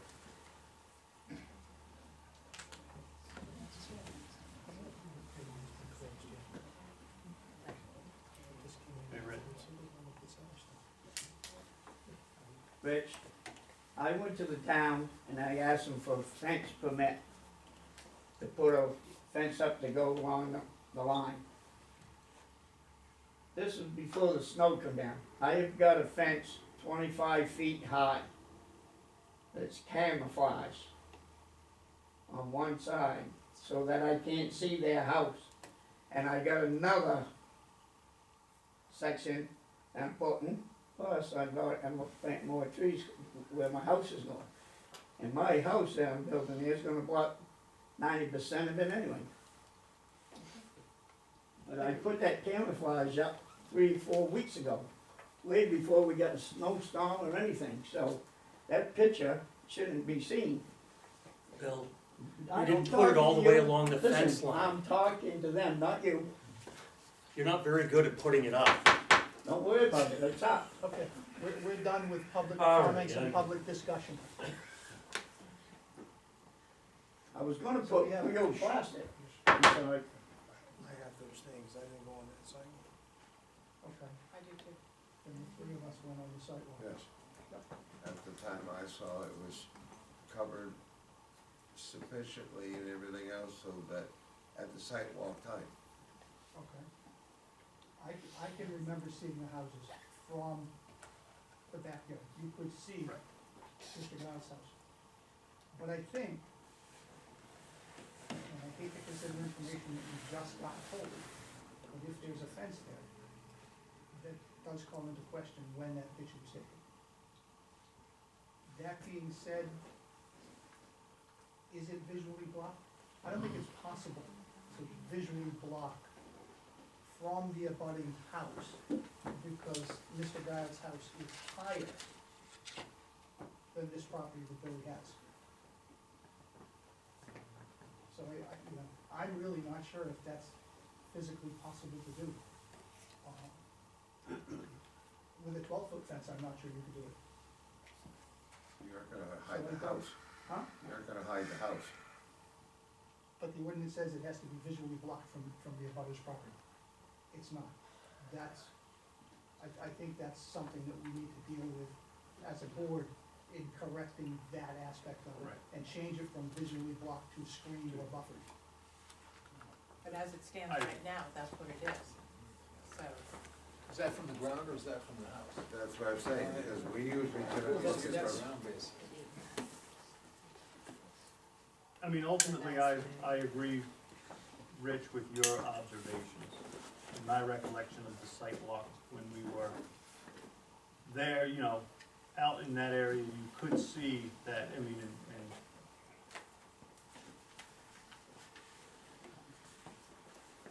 I don't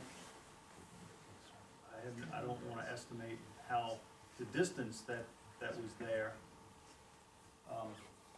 But if the contractor yard two criteria are, you know, more strenuous, then Yeah, I agree, it is what it is, in the ordinance right now.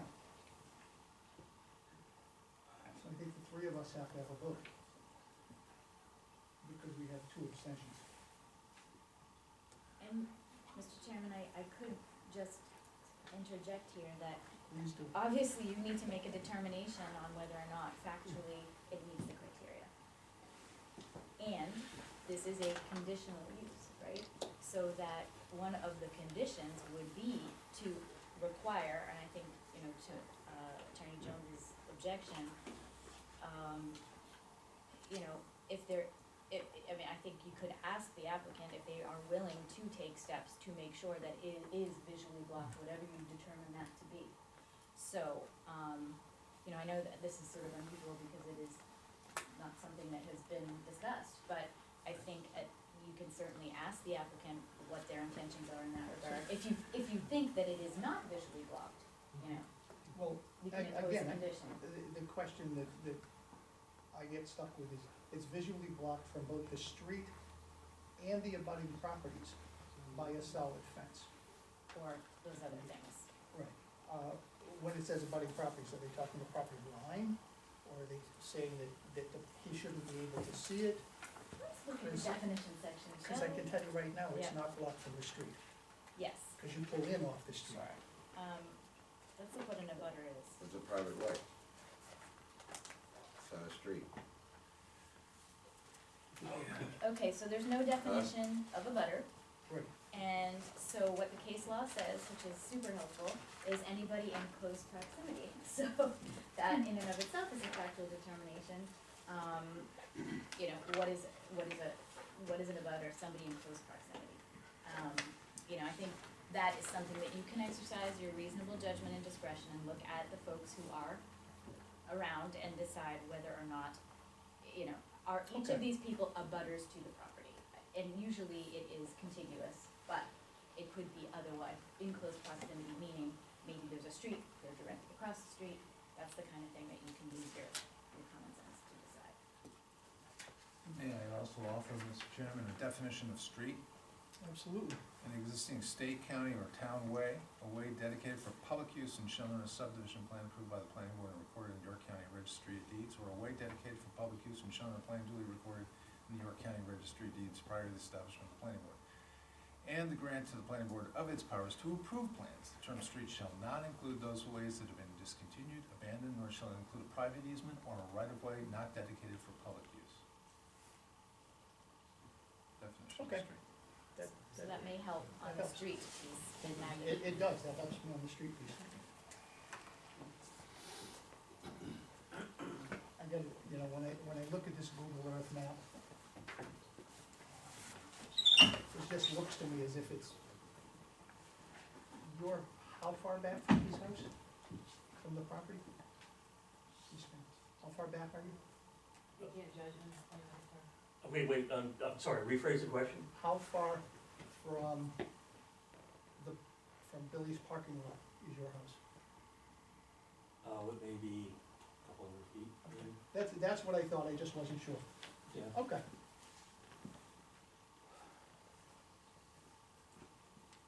Well, I think the three of us need to decide whether or not it meets the criteria of, 4B1. What do you think, Marty? Yes or no? Yes. hold on. I would request that we ask the applicant, I mean, Bill has indicated that he's put somewhat of a fence up. Yep. Is it appropriate to, you know, as a condition of approval, sort of, as a way to find that it is blocked, is to have a condition that that fence be extended along the property line, you know, with respect to where the house is? I don't see why not. The attorney has said that we could make that one of the conditions of approval. So, presuming a condition of such, then I would say that it would be blocked. And just to clarify, I'm not sure what the evidence was about the nature of the fence. I heard something about a camouflage or something. Again, I'm not sure what that is. You may need to have more information because the performance standard talks about A solid fence, an earth barrier, or planters, so yes. So, well, that's something we would need to Yeah, we can make the stipulate as a condition. condition. Okay, Mr. Chair, yeah. I also note that the planting height at the time of installation shall be no less than 8 feet, so the point of view is 8 feet. Okay. Otherwise, you can't block it if the vegetation or fence or whatever is not at least 8 feet. Okay, so you'll have something to work on. So with there's a right point now. of view. Okay, In other words, it's a person that's standing on the ground or slightly above. Nobody's And eight. I'm not sure, I would say that is a reference, if you are planting, that's where you would want, you wanna make sure you had mature 8-foot tall trees to plant to be that visual barrier. It says we're vegetative planting that at the time of installation, that shall not be less than 8 feet in height. Yeah. Right. So it's saying that it's blocked if it's blocked from 8 feet, minimum of 8 feet. I ain't that tall. okay, so subject to the conditional use of blocking it. Okay, yeah. I would agree with that, right? Yeah, Okay, those in favor? yeah. There's 3 of us, and 2 abstentions. Number 2, that any storage yard illumination shall consist of shielded downlight fixtures and shall not shed more than 0.1 lumens at the property line and at 0.05 lumens at the boundary of any residential property.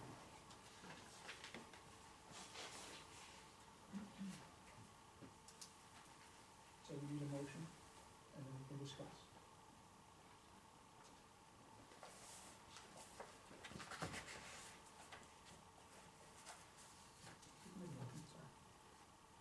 It's not saying that you agree with it or disagree. No, with it, because you're I just wasn't on the making- sidewalk, so I really don't know, so I don't know whether or not I have You to. can still make a motion. You can still make Just that more than motion. one. And also, Because if this I is- could just assuage perhaps your concern, you don't have to have been on a site walk to talk about lighting. If the plan that is presented and the application presented shows that there is no additional lighting proposed, and I don't know if that is the case or not, but if, you don't need to have been there to physically Okay. see that. I understand about the vegetation piece, because you didn't get to see it, but as far, if there is evidence in the record to support a conclusion, that any of those things are met, and there's evidence before you, a plan or something like that, you don't have to have been. Okay. Roger, you wanna make a motion? Yeah, I make a motion that we agree with, item 2, because there's, according to the plan, there was no additional lighting to be added to the area. I'll second that. Motion's been made and seconded to accept the performance standard to 4B2. Is there any discussion? Yeah, I think it's pretty clear, because there's no lighting, I think. There's no lighting. Any other discussion? All those in favor? Aye. It is unanimous. 4B3, all materials likely to produce odors, dust, debris, or similar nuisances shall be contained either within a closed structure, an enclosed structure or container, or in a manner in which these nuisances shall not adversely impact adjacent properties.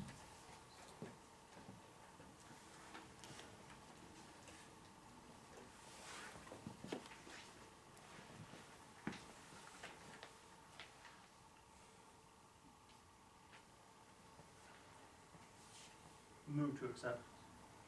I'll second. Motion's been made and seconded to accept the performance standards of 4B3, Just that they've been met. that they've been met, yes. Based on. And based because, Who made that motion? Me? Because, and that doesn't have to be part of the motion, I'm just saying that you want Oh, to okay. discuss the reasons why that criteria is in fact met, in your view. well, I don't know about you guys, but I think from my point of view, unless he brings hot tub out there and stores it, which Yeah. really doesn't make a great deal of sense, No. No, because it's gonna solidify, and, I don't see anything that would cause any kind of a problem. And he's already agreed to the solvent, using Right. approved solvents. yeah, But this is And- about storage, right? Yeah, And this is that- about storage of materials. Right. And that'll be stored within a bona fide storage area. We should have it delineated on the map, on the plan, as to where that storage is gonna take place. yeah.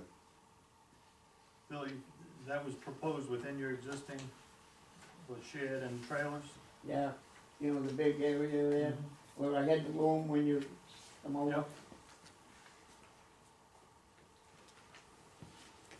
No one would ever see it because of the trees, I don't wanna look at it from my house either.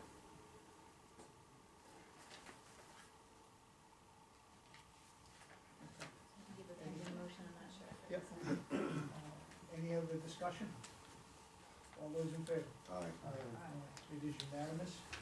And 4B4, equipment and material storage are prohibited from location in the lot front, side, or rear setbacks.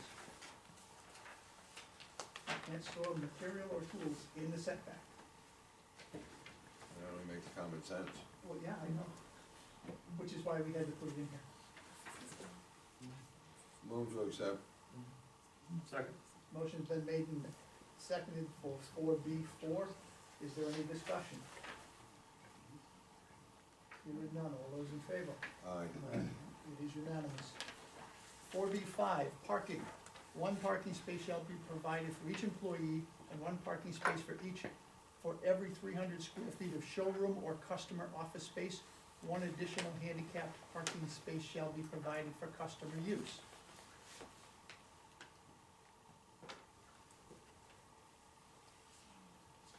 Do we think he's met that criteria? Do we think that that criteria is valid? Relevant, yeah. Is relevant? Yeah. So moved. Motion's been made, is there a second? Second. Motion's been made and seconded for 4B5 for parking. I just want, if I could clarify, do we know how many employees there are? I just wanna make sure that that's in the record and that criteria is one per each employee. You provided 10, correct? Yeah, I Yeah, get you 10 provided parking 10, spots, which but would be- I got 4 vehicles to park there. So you don't have more than 10 employees? No. Okay. Any discussion? Hearing none, all those in favor? Aye. It's unanimous. 4B6, a fuel containment system shall be installed surrounding any above-ground fuel storage tanks, and oil and water separators shall be installed to prevent runoff from such containment structures and on-site vehicle and equipment fueling locations. Is that, He says he doesn't have any He doesn't have any above ground Yeah. fuel storage, so. but even not considering the applicant from a contract DO2 point of view, that's a valid requirement, right? Yes, absolutely. Okay, so I need a motion.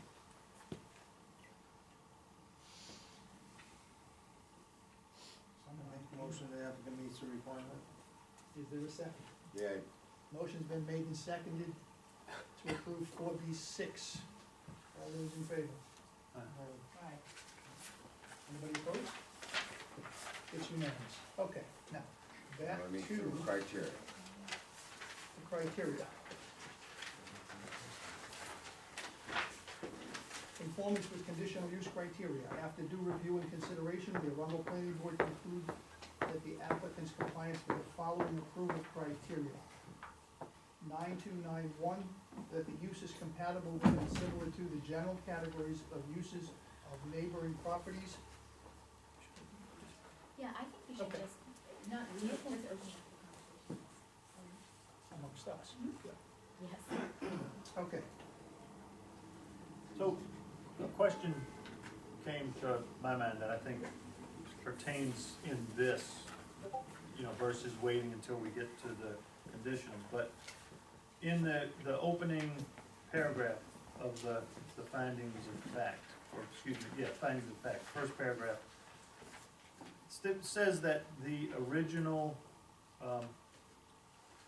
operation was granted approval based on a start time at 7 a.m.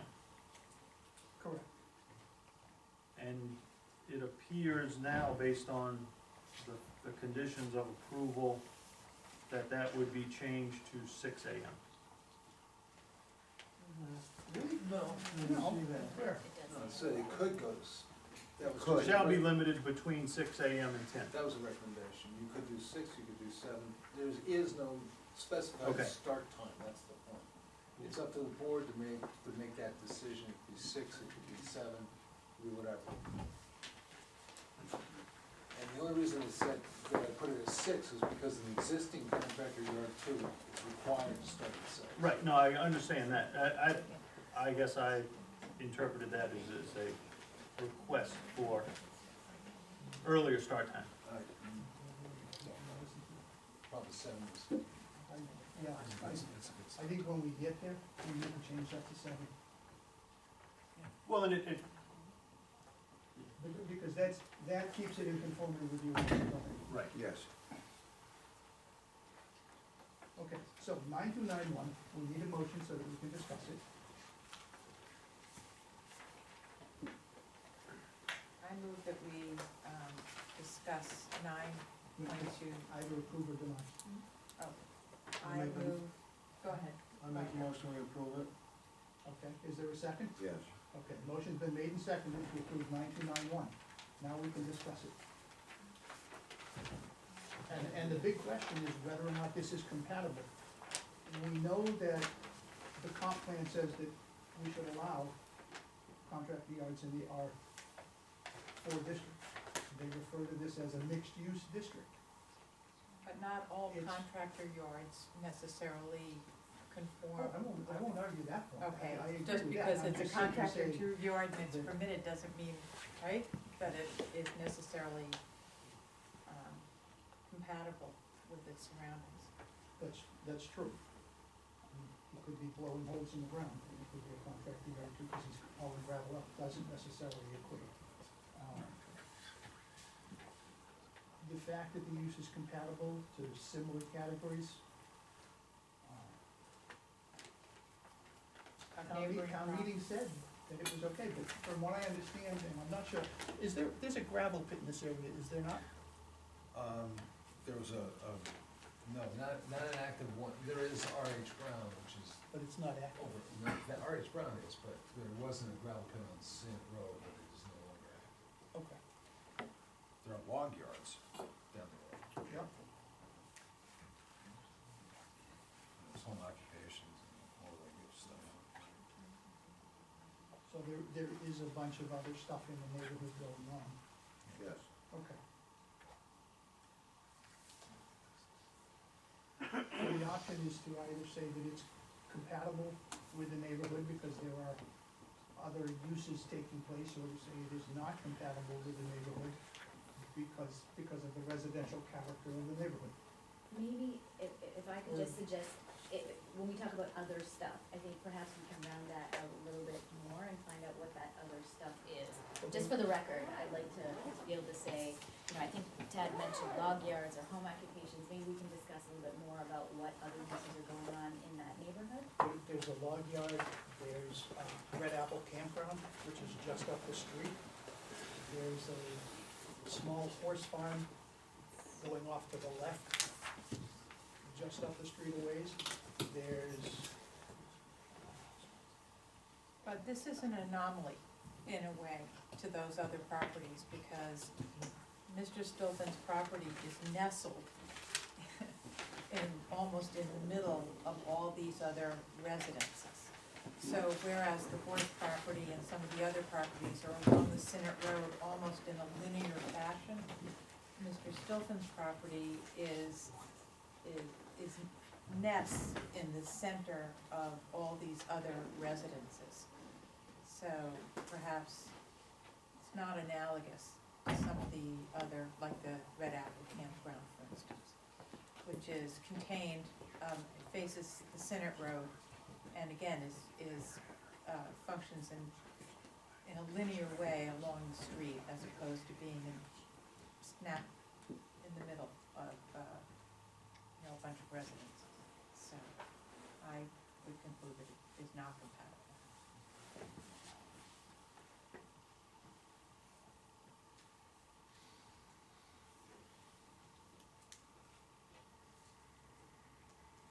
Anybody else?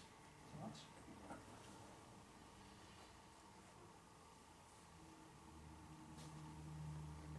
Well, it is compatible with other type of operations in an R4 district. Okay. This is located in an R4 district. Well, but not all contractor yard two permits are permissible, and that's why we're here, to determine whether or not it's compatible with its neighbors, and I contend that it is not. When I drove up Chipkay and saw, from my vantage point, that Mr. Stolten's property seemed like a fish out of water among all the other houses. And that's what I was talking about, it being linear, some of the other businesses along the Senate Road. And were less intrusive to such a great number of neighbors.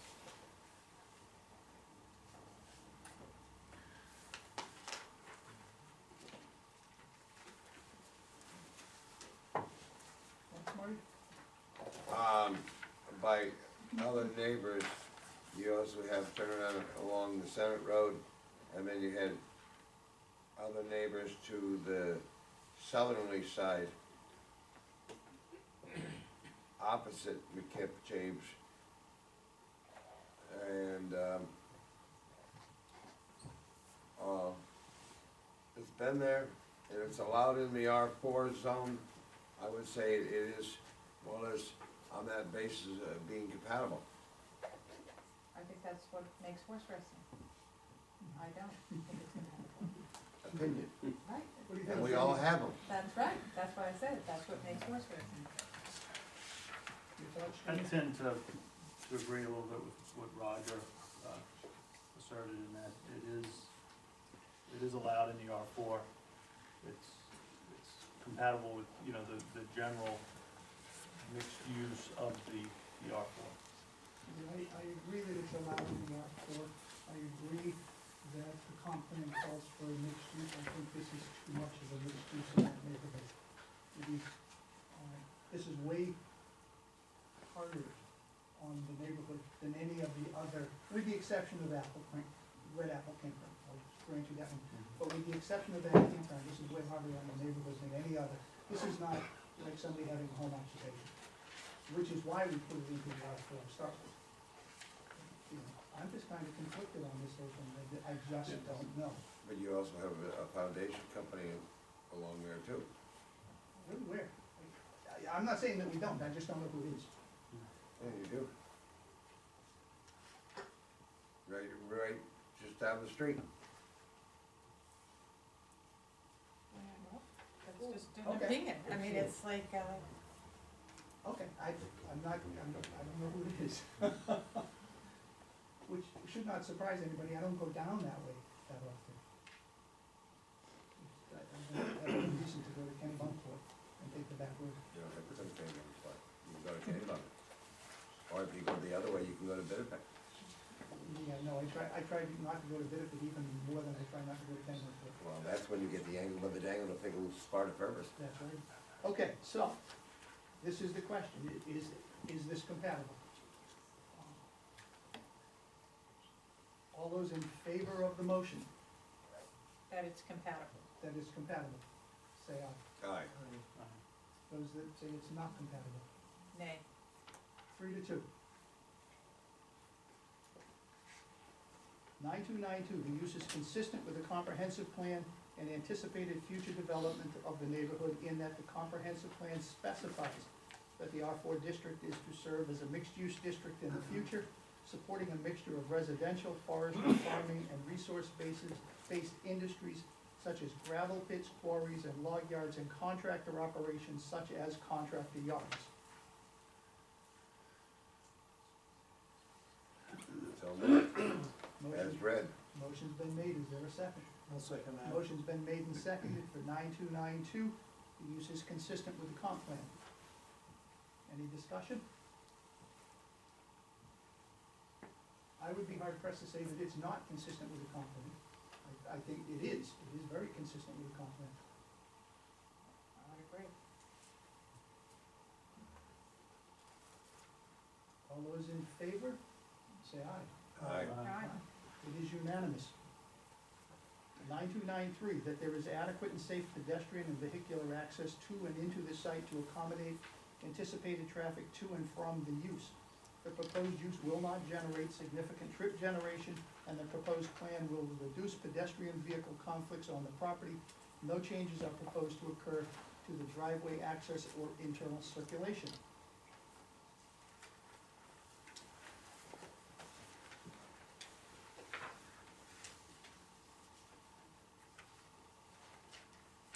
Sake of discussion, I'll move it. Okay, motion has been made, is there a second? Yeah. Motion's been made and seconded. Discussion, Roger? With, adding additional trucks, are we adding additional trips? We're adding, what, 4 IPEs? No. Right, we already have 2. So we're adding You're up to doing 4. 2 trips a day, assuming that, in, you know, I don't know if they come back for lunch or something. I don't know. No. No, probably not. I can't imagine. Kinda hard, you eat off the tailgate. What are your thoughts, Roger?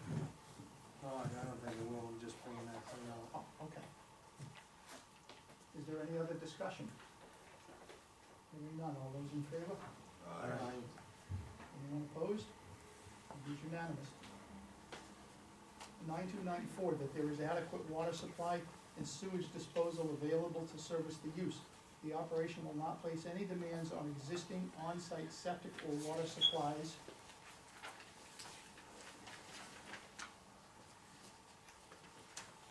I'll move it for discussion. Motion has been made, is there a second? I'll second that. Motion's been made and seconded for 9294. What do you have to say, Marty? The other big one, that, we had a water study done and everything else along the way. And it shows that it had no effect or anything else on it. I'm going on by what was presented. Any other discussion? Hearing none, all those in? Well, I okay, was just go gonna ahead. say, it tested the water around his wells, but it didn't test, for contaminants on other people's property. It went down all the way to the If they- property. If it didn't affect his wells, it wouldn't be affecting anybody on the other side. Further down from him. Chip is shaking his head no, His wells would have been affected. not necessarily. Chip, are you, Not on the board. oh, okay, well, I would think, oh, I saw you shaking your head, I wasn't sure.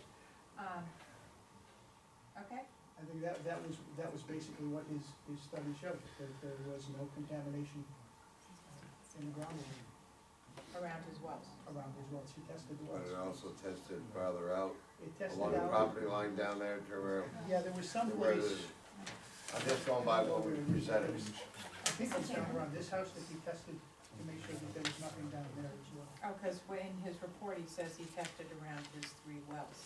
Mr. Chairman, I understand Okay. that this is important in line of inquiry, but I'm looking at this particular That there criteria is that's adequate water supply, Right. not so much contamination. Yep. So I think that may be relevant to another criteria, but for this one, it's just about supply. Okay, So, do we agree that he's got an adequate water supply?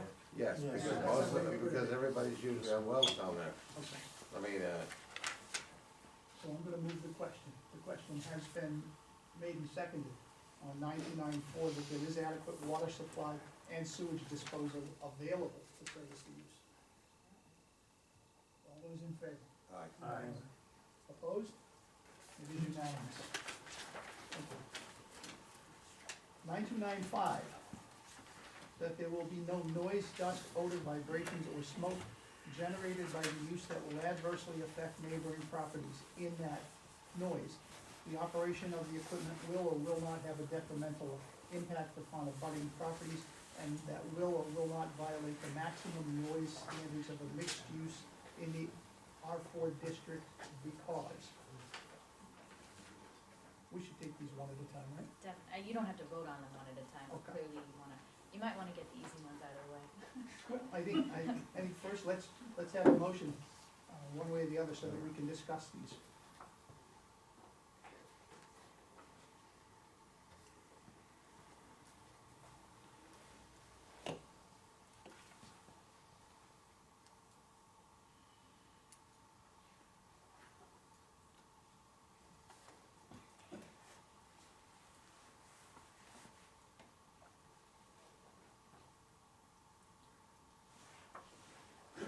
For the point of discussion,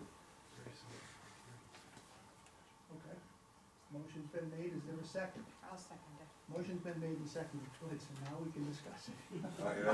I don't know, I mean, I you think, gotta open the, we do. I think a couple of these are pretty straightforward, so I'm just gonna say, what about dust? The proposed use will not generate an undue amount of dust. I thought you'd go to lighting first, since we've already approved that. Well, So, but, Do you think that's true? we don't have any dust, Okay, so then let's have, so dust is fine. Glare, he's not proposing any The lighting. additional lighting, so there won't be any glare. Odors, bituminous tools and solvents are proposed to be kept in the storage units. The pavers are going to be cleaned off-site. well, that's not happening now, though, is it? It's being, their pavers are being cleaned on-site, No. right? no, You wanna Cleaned come, off-site. They're cleaned off-site.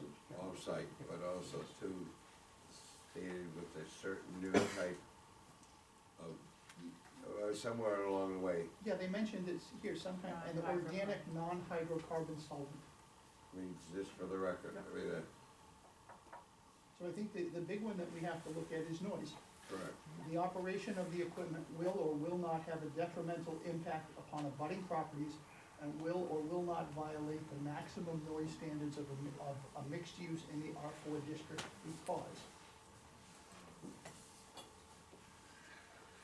Now I have to tell you, when I look at the noise ordinance, when I look at 5, you think I could find it, I had it open a minute ago, and then I had to change, where is it? In 511, the very first line, the maximum permissible sound pressure level of any continuous, regular, or frequent source of sound. I do not consider starting and moving trucks to be regular or continuous. But frequent. No, even frequent, it's, I don't consider 15 or 20 minutes a day to be frequent. If it were 15 or 20 minutes every hour, I would consider that to be frequent. So would regular be, in the, every morning and every evening? Isn't that regular? Unless you wanna start assuming that it's regular for everybody to make noise when they drive to work. Yeah, you could consider that, but I don't think that this meets the standard from a noise point of view. I don't think that this, you're telling some guy he can't have somebody start his trucks up and drive them off his property. It's not like they're sitting there racing, I'm gonna get myself in a whole lot of trouble, because this is not like the issue we had with Bentleys a couple of years ago. When we had guys out there racing their engines and revving their engines and peeling out and making all kinds of noise. This is not any place close to that issue. If it were, then maybe there's an issue, but I do not consider this to be a continuous, regular, or frequent source of sound. Well, I disagree. Okay. You I have to- agree with Rich. You have to start a vehicle to move it. I'm not disagreeing with that either. I'm just saying, I do believe if it's not all three, it's a combination of two of the three at different points, during the day. So, I mean, it's pretty broad with regular, frequent, and what was the third one? Continuous, regular, or So frequent. I would imagine continuous is the only one that probably isn't really relevant. But regular and frequent, I think definitely are strong possibilities, since it's happening every day, 5 days a week, or whatever, so. I agree with you. Well, the only other thing is like a cuckoo clock, okay? Well, No, cuckoo clock chimes on a regular frequency. right, so it would I be mean- regular and frequent. Because it's But not, chiming every hour on the hour. that's 24 hours a day. Okay, And this isn't 24 hours a day, it's starting to, it doesn't say anything about 24 I'm hours. just saying by the noise, Can I be lawyerly for a moment? Absolutely. I can't help myself, occupational know, hazard here. it's- Okay, so I look at this and I see or, right? So when I see an or and I see 3 words, granted, maybe there should be a comma there, but there isn't. Continuous, regular, or frequent. So in my interpretation, if one of those words applies, then I think that you then go on to the next step.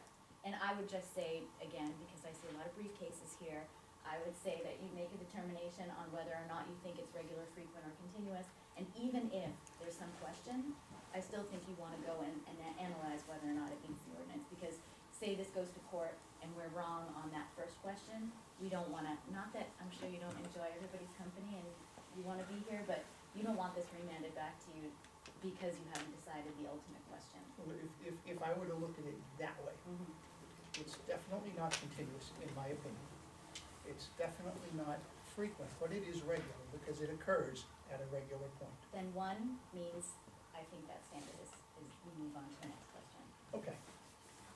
If everybody agrees. you agree? Yep. Everybody agree? Yeah. Okay, Okay, so regularly.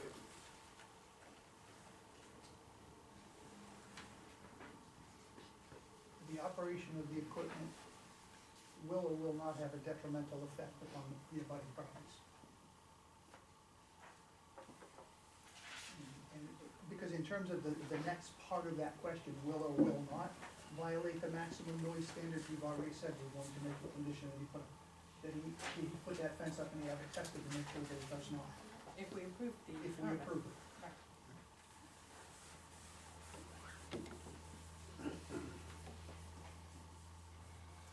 So I guess the question that you have to answer is whether or not starting your equipment up and driving it away every day and bringing it back every day will have a detrimental impact upon the abutting properties.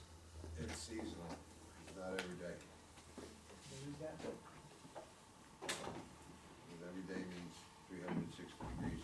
But here it doesn't say every day. It just asks if it's going to have a detrimental effect on the neighborhood. It doesn't say it has to be every day, it doesn't say it has to be seasonal, it doesn't say it has to be 365 days a year. So I would say that it does, in my opinion, That it does, adversely Okay. impact the neighborhood.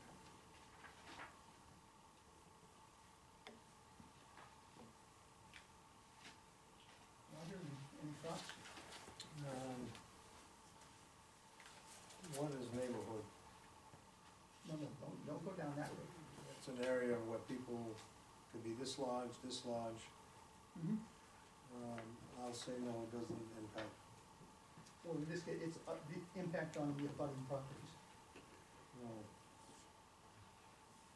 Jamie?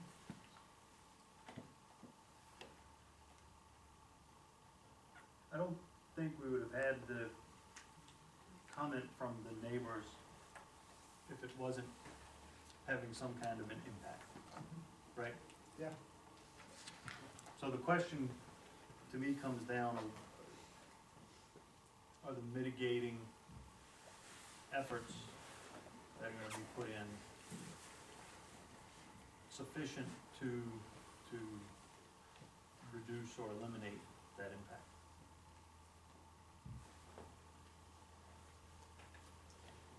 Well, if they're not, it can be a condition of approval.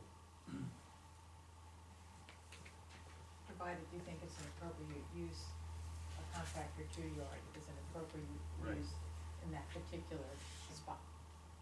That particular type of, even though.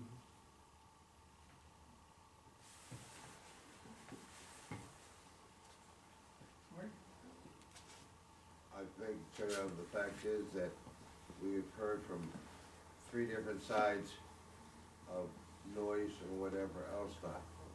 I think noise has been the biggest question along the way. And I think if the noise could be left to a point that is desirable and within our standards, I think it should be, so it's mediated, so it's not possibly as overbounding. Because we're all doing a matter of opinions of experts.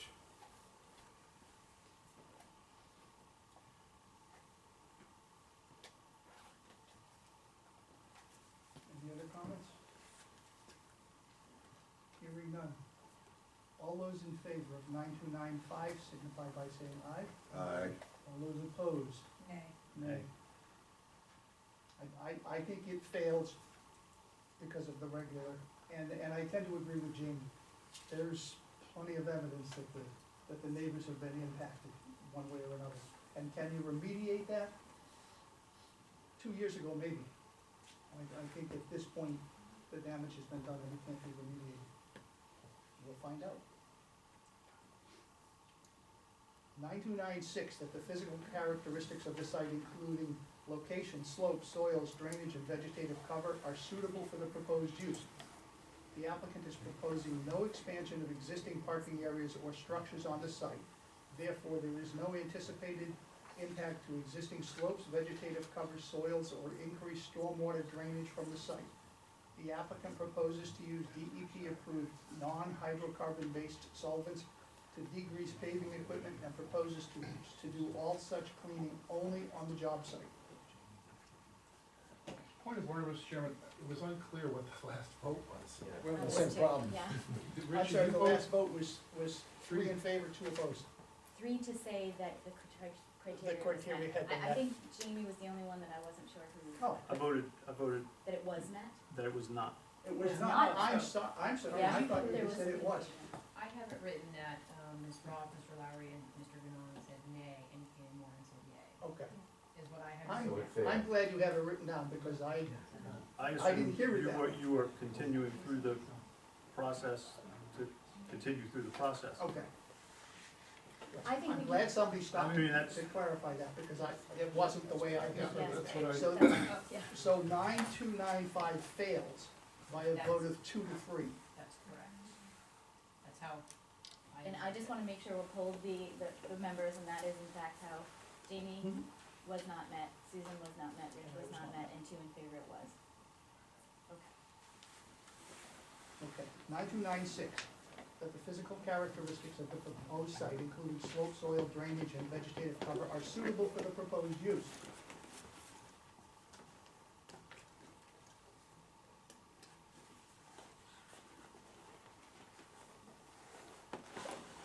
We have to move to open discussion. Yes, we need to move to have the discussion. I move that we open the discussion on No, nine. it's to approve or deny. Oh, to approve or deny. Always vote to approve, and then, because then if you end up with 3 opposed, I move to approve. okay. Motion's been made to approve, is there a second? I'll second that. Motion's been made and seconded for 9296. Discussion. I think it's pretty clear, he's not changing anything, it's pretty much the way it is. So if it qualified the first time, it should qualify this time.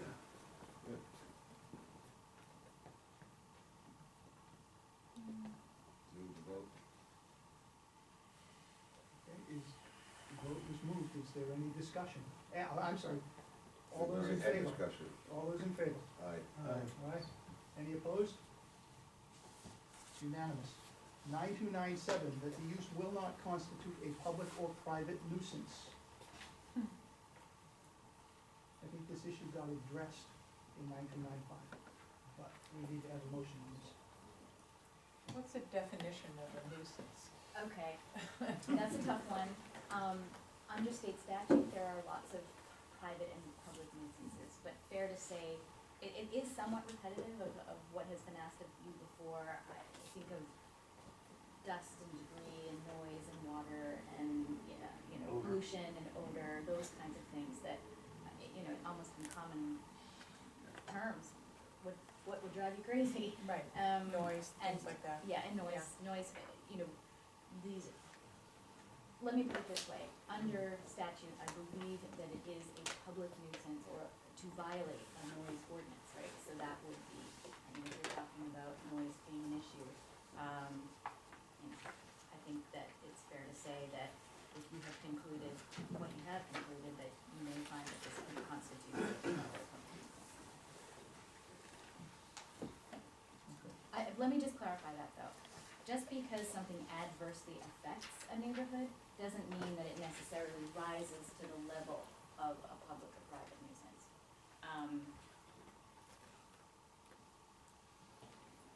That's why I asked you what a Yeah, nuisance is. Yeah, I mean, So when does it stop being an annoyance and start being a quote-unquote legal nuisance? yeah, it is very subjective, I guess from the court says it is. Okay. And that's a tough one, I'm sorry, I wish I can't be more helpful, but, when it comes to, I think that if you can find that, the, I don't wanna say byproducts, but the impact is something that would unreasonably annoy or disturb, I think that's a standard definition of nuisance, abutters or the general public, then you can find it to be a public or private nuisance. Did we make a motion on this? No, we should. Okay, we need a motion. We did, I moved to, Did you? no, Jamie Turner, I moved to, No, I did the last one. Yeah, I don't think we have one No, on this. we did either. I think we started with the question. I thought somebody moved to I need a approve motion. it. I need a That's why motion. you moved to approve it. Is there a second? I'll second it. Motion has been made and seconded to approve 9297. Is there any other discussion? Okay, so I have a question, so do we Okay. vote So- yes if it's a Yes, nuisance I- or what- no I- if it's a nuisance? I think it's really important to say that we're not saying that you vote to approve. You're saying that this standard has or has not been met. So we look at the clear wording, it says that the use will not constitute a public nuisance. So if you vote in the affirmative, that means that you find that it will not constitute a nuisance. Okay, So I think the I'm motions really should, confused. the motions should be worded in the affirmative to say that I find that standard 7 has been met. And in this case, that standard is that it will not be a nuisance. So if you think it is a nuisance, then you say. it has not been met, Exactly. correct, okay, so, Okay, so I'm Excuse me. assuming that, who made that motion? Mr. Chairman. Mark, Through the chair, Yes, that's not what it says in the ordinance. Number 7. I wanna make sure that I have this right. where are you reading that? 929. Let's go to Ingress and 929. egress, right? Yeah, You're right. that's not accurate. Are we reading from the same copy? No, this is. 9297.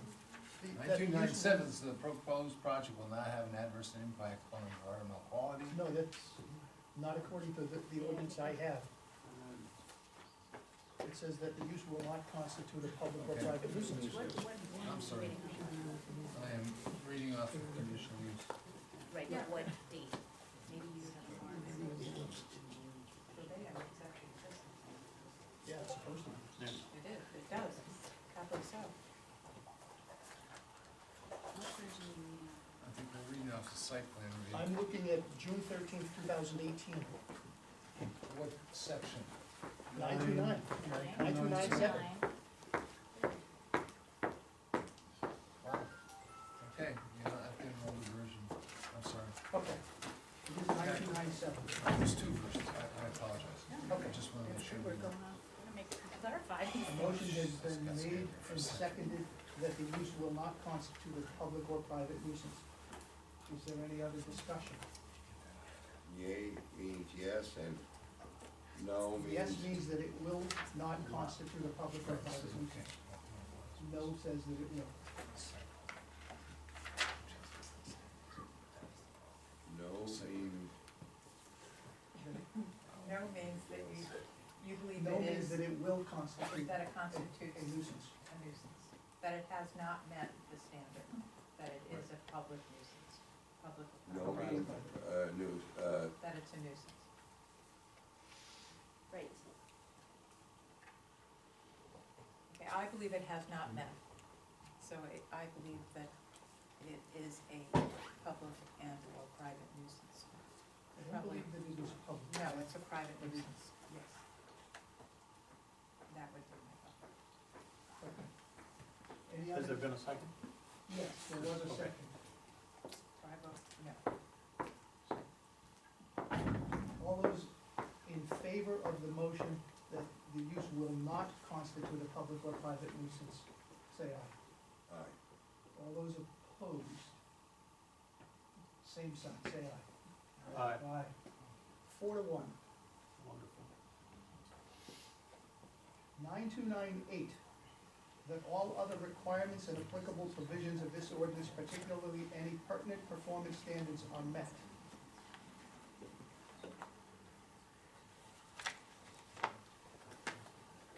Move to accept. Second. Motion's been made and seconded that 9298 is applicable. Is there any discussion? I'm sorry, who seconded that? Jamie made the motion. Roger, you Roger seconded it. Okay, thank you, sorry, I didn't.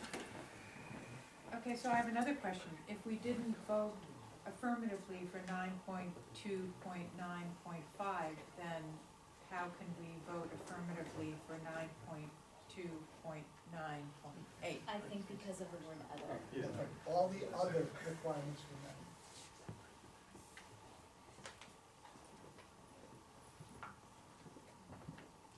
Made a motion to, Motion has been made and seconded. Is there any other discussion? Hearing none. All those in favor? aye. Aye. It is unanimous. So now I have a question for the board. Yes. Okay, so now that you have gone through, so absolutely, I think what your concern is, if I'm picking up what you're putting down, is that we have I've heard somebody conditions. else say that. Why did you fall back into a time trap of the 1980s and go back to the Those were future? my, those were my years. No, I think because you have the, stated conditions, that was drafted with the assumption that, the application would pass. But based on the various votes that you have taken, it would appear that it cannot because one or at least one of those criteria has not been met. So I don't believe that you need to look at those conditions. What I think you do need to do, however, is to, now that you've gone through each individually, I think you need to entertain a motion, whether the application will be granted or denied. How about this right here, it's already written, that's what the blank is there. It's either approves or denies. Perfect. And then you don't go, you just don't go to subject to the Okay. final following conditions. I So need that's what the blank's for. a motion. Where are you? What, Mr. Chair? You want me to read those? We should read it. Mr. Chair, perhaps you need to read that. I should, okay. I can move it. Therefore, be it resolved that based on the above findings and conclusions, the Arundel Planning Board hereby denies the major conditional use application of Pave Tech Corporation to operate a contractor yard 2 on the property identified at tax map 37 lot 8A. That should be a motion, right? That is a motion. I need a second. I second it. Motion has been made and seconded to deny the conditional use application. Is there any discussion? You're doing the, on because 2 sections did not That is pass. correct. 2 sections. That's why I did not wanna pass. clarify that. That's where I'm, Section 929, Can I know who made that? 929, I did. as the chair. I was gonna say, it's like, it wasn't sure. 9295 and 9297 failed.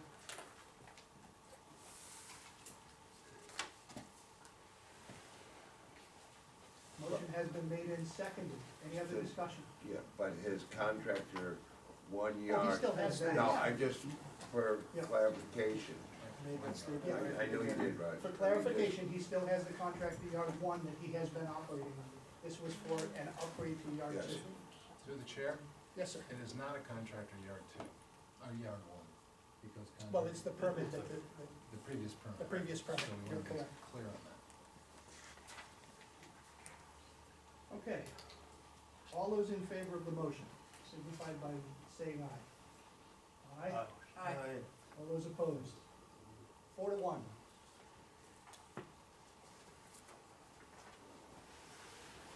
So just a procedural point, if, with your permission, Tad and I will work together to come up with findings of facts that you will sign at the next At the next meeting. meeting. And any appeal rights, I think, are governed by Rule 80B. And go ahead. Thank you.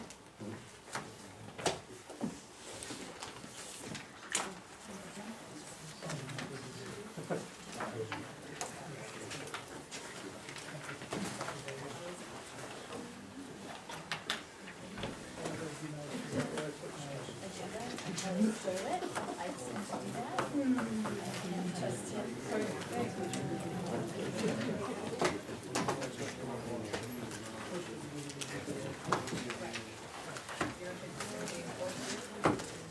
And just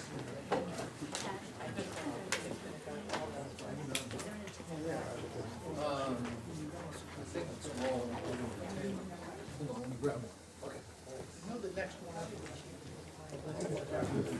Okay, that's fine, whatever. That's fine, just have to, I'll do the whole lot.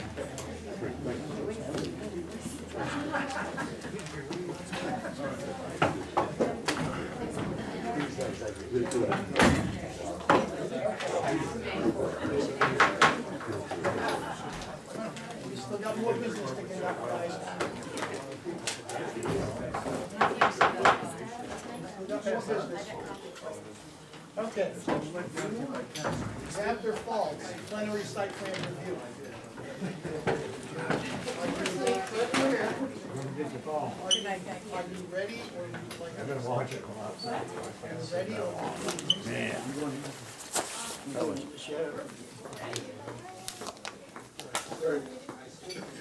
People love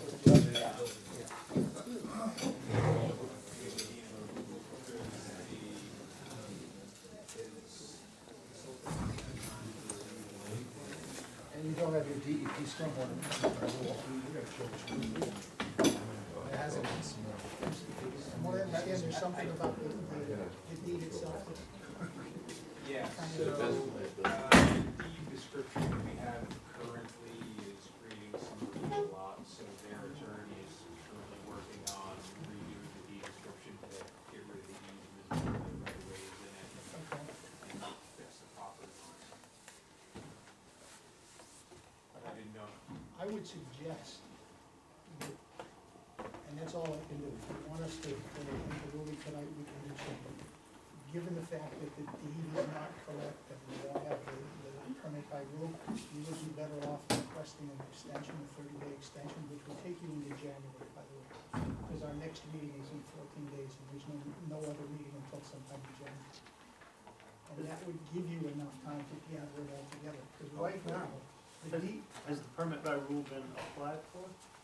It hasn't been applied for, I have it. So it hasn't been submitted yet? Correct. yeah, if it had been submitted, we probably Right. accept it, so you submitted it, and permit by ruling, they can't say no. Well, Well, yes, they can't, they can't, Well, but it's. so what's permit by rule now? I'm thinking, maybe I'm thinking of something else.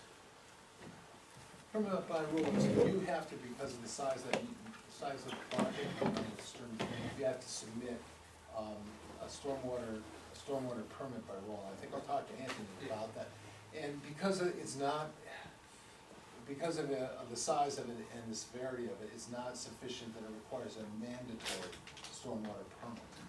And therefore, what they do is, it's 14 days or 30 days, on the permit by way. I know for the NRPA, It's 14. it's 14. But I think for stormwater, it might be 30 days. That's they what I have. can't If you don't hear back from them within that time period, you have a permit. If you do, they'll usually get back to you with comments and concerns. Okay, that's the way it's a permit by rule. So the permit by rule means they will review it, and if you don't hear from them, you have the permit. So if they fall asleep at the wheel and don't respond in 30 days, you get a permit, or 14 days, I think it's 30 for the stormwater. When was it submitted by? Well, he gave it to me today. This is the first I've kind of heard about it. I didn't know that we had to submit a permit by rule. Oh, he just gave it to you? Yeah, Oh, nobody's shame on mentioned him. it to us at all. Okay, well, he's new to Maine law, which is much different than New Hampshire. Well, regardless, we can't do anything without the deed description anyway, so it doesn't matter if I submitted it or not. Well, the more I would turn around for probably at least get it in the works, because if you don't, your time element keeps ticking. I can submit it tomorrow. That's what I'm saying, Yeah. instead of waiting until Yeah. a couple weeks until you get all the, that and everything else all straightened out. You know what I mean? So, You can grant him we- an extension. Yes. or If he asks us for conditionally one, we can- approve, No, once these are, isn't that what we did last time? That he would get the, Well, that was just for determination of completeness. okay, And I think we need to complete some of the stuff before. okay. So, I just feel so badly for him. 'cause I really want understand, them done. but well, I you don't guess, wanna approve something that, if Right. No, I there's a agree. problem I with just- the boundaries or. Remind me of the lighting.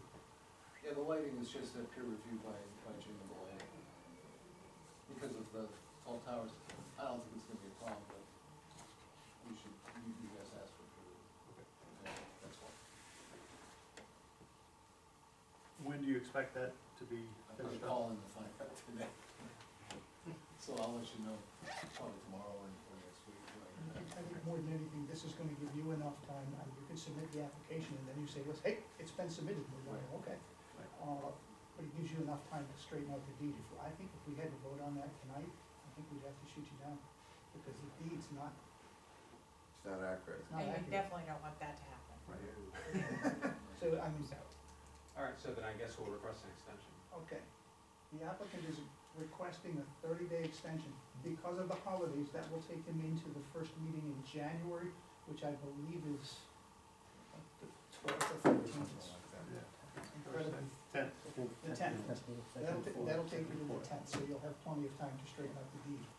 So, basically, once I submit this, and as long as the peer review comes back, Yeah, and assuming the DEP doesn't have we modifications. just, the deed's the only thing holding us up. Yeah, and you and Alan, I don't know if, I spent some time with him today about that, and, in terms of that, trading on the easement there, getting that thing all squared away, and, I informed him about the necessity of making sure that it didn't affect the detention pond, Correct, yeah. stay out of that. You two need to make a decision on where that boundary is. He and I talked about a 20 by 20, but you guys need to It's a solidify. tiny little spot. Well, it's close to your grading of your detention pond, so you wanna make sure that it's really accurate, okay?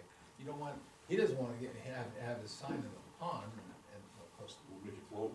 Yeah. And you don't want it to affect the effectiveness of that detention. Yeah, pond, no. So, you wanna make sure that you aren't impacting each other. Yeah. So, Okay. okay? But I think we measured out 20 by 20, probably taking care of that. I make a motion, we grant him the 30-day You're going from the extension right to to our right, next right. meeting, because it'll be Yeah, on it needs to be attached to that, Second. don't make it separate. Motion Or one been of made us. and Well, I'm just saying, seconded. from the, Not you the would say next meeting, 20 the feet first from the meeting, First existing. meeting in of the January. year. Or the road. I think did we do center? I thought we did center. No, that was when we were looking at the two driveways. Okay, So we had to look at the 20 by 20, but Are what we we were looking meeting? at off from. I mean, if they have everything straight, are we gonna meet the, Thursday after We're gonna meet Christmas? on the 13th. And that's our only meeting in That's our December? only meeting in December. Okay. Yeah, because we never meet after. Oh, no, you have a meeting on the 20th. Well, we have a meeting with the comp plan. Well, I'm talking about For the the planning R1 board stuff. meeting. The planning board meeting was the 13th of December. Yep. I mean, if you got the deed done by then,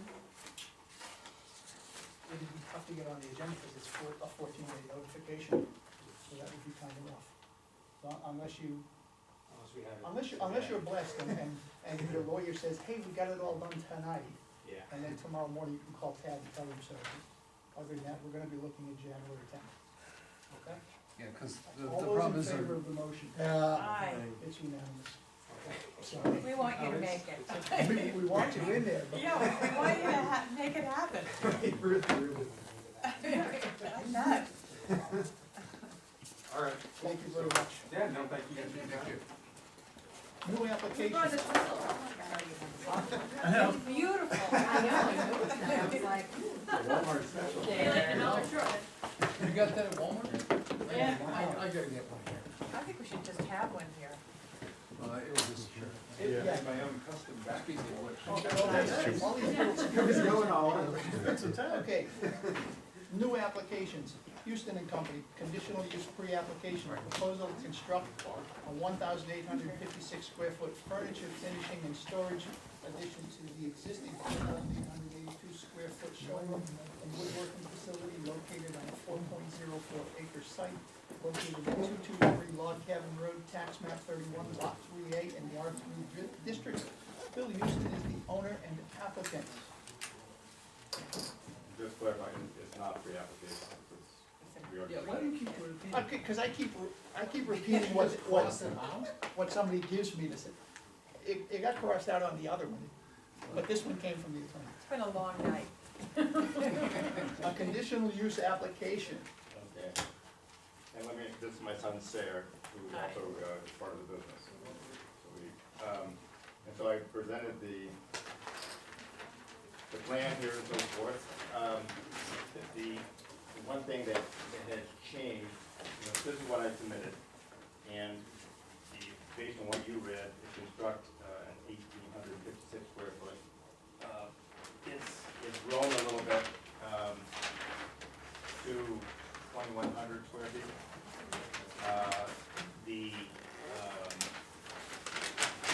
Originally, the building was 32 by 54, which it still is. The walkover from the existing building was 8 by 16, we increased it to 8 by 20, so it's a little further back from the building. And then we added that 8 by 16 bump out so that a truck could back up and not open up the whole building to the outside air. With that said, my understanding is that our existing square footage was 4,882, and by the, I guess the law, the code passed in 2007, we were allowed a 50% increase, which would be 2,441. So even at 2,100 square feet, we're still below the allowed amount of additional square footage. I'm not sure, maybe I'll kind of look for questions from your folks as to what questions you have about it. We did a sidewalk, the three of you were on the sidewalk. I was looking at the plan and I'm going, what is this building in the front? What is that? That's a And I Sherwood. realized that I was delusional, because I wanted to look at the spot in the back. Oh, I see. I said, this nice little blue thing there, what is Yeah, that? Black, dude, look at the black drawing, the Yep. black building. Sure, what else I can, there is above that gable that, there will be a new security light, that will meet code in terms of, shielding and so forth. Similar to the other, existing ones we have on the building. Why are you using HID? Pardon? Why are you using HIDs, middle halide? You know why? Because that is the document I had from 2002 when I looked up what have we used in the past. Good reason, I'll be I like that. very straightforward with you. So I'm ultimately I'm gonna rely on my electrician, Eric Goby, to say what is the correct light issue here, or the architect.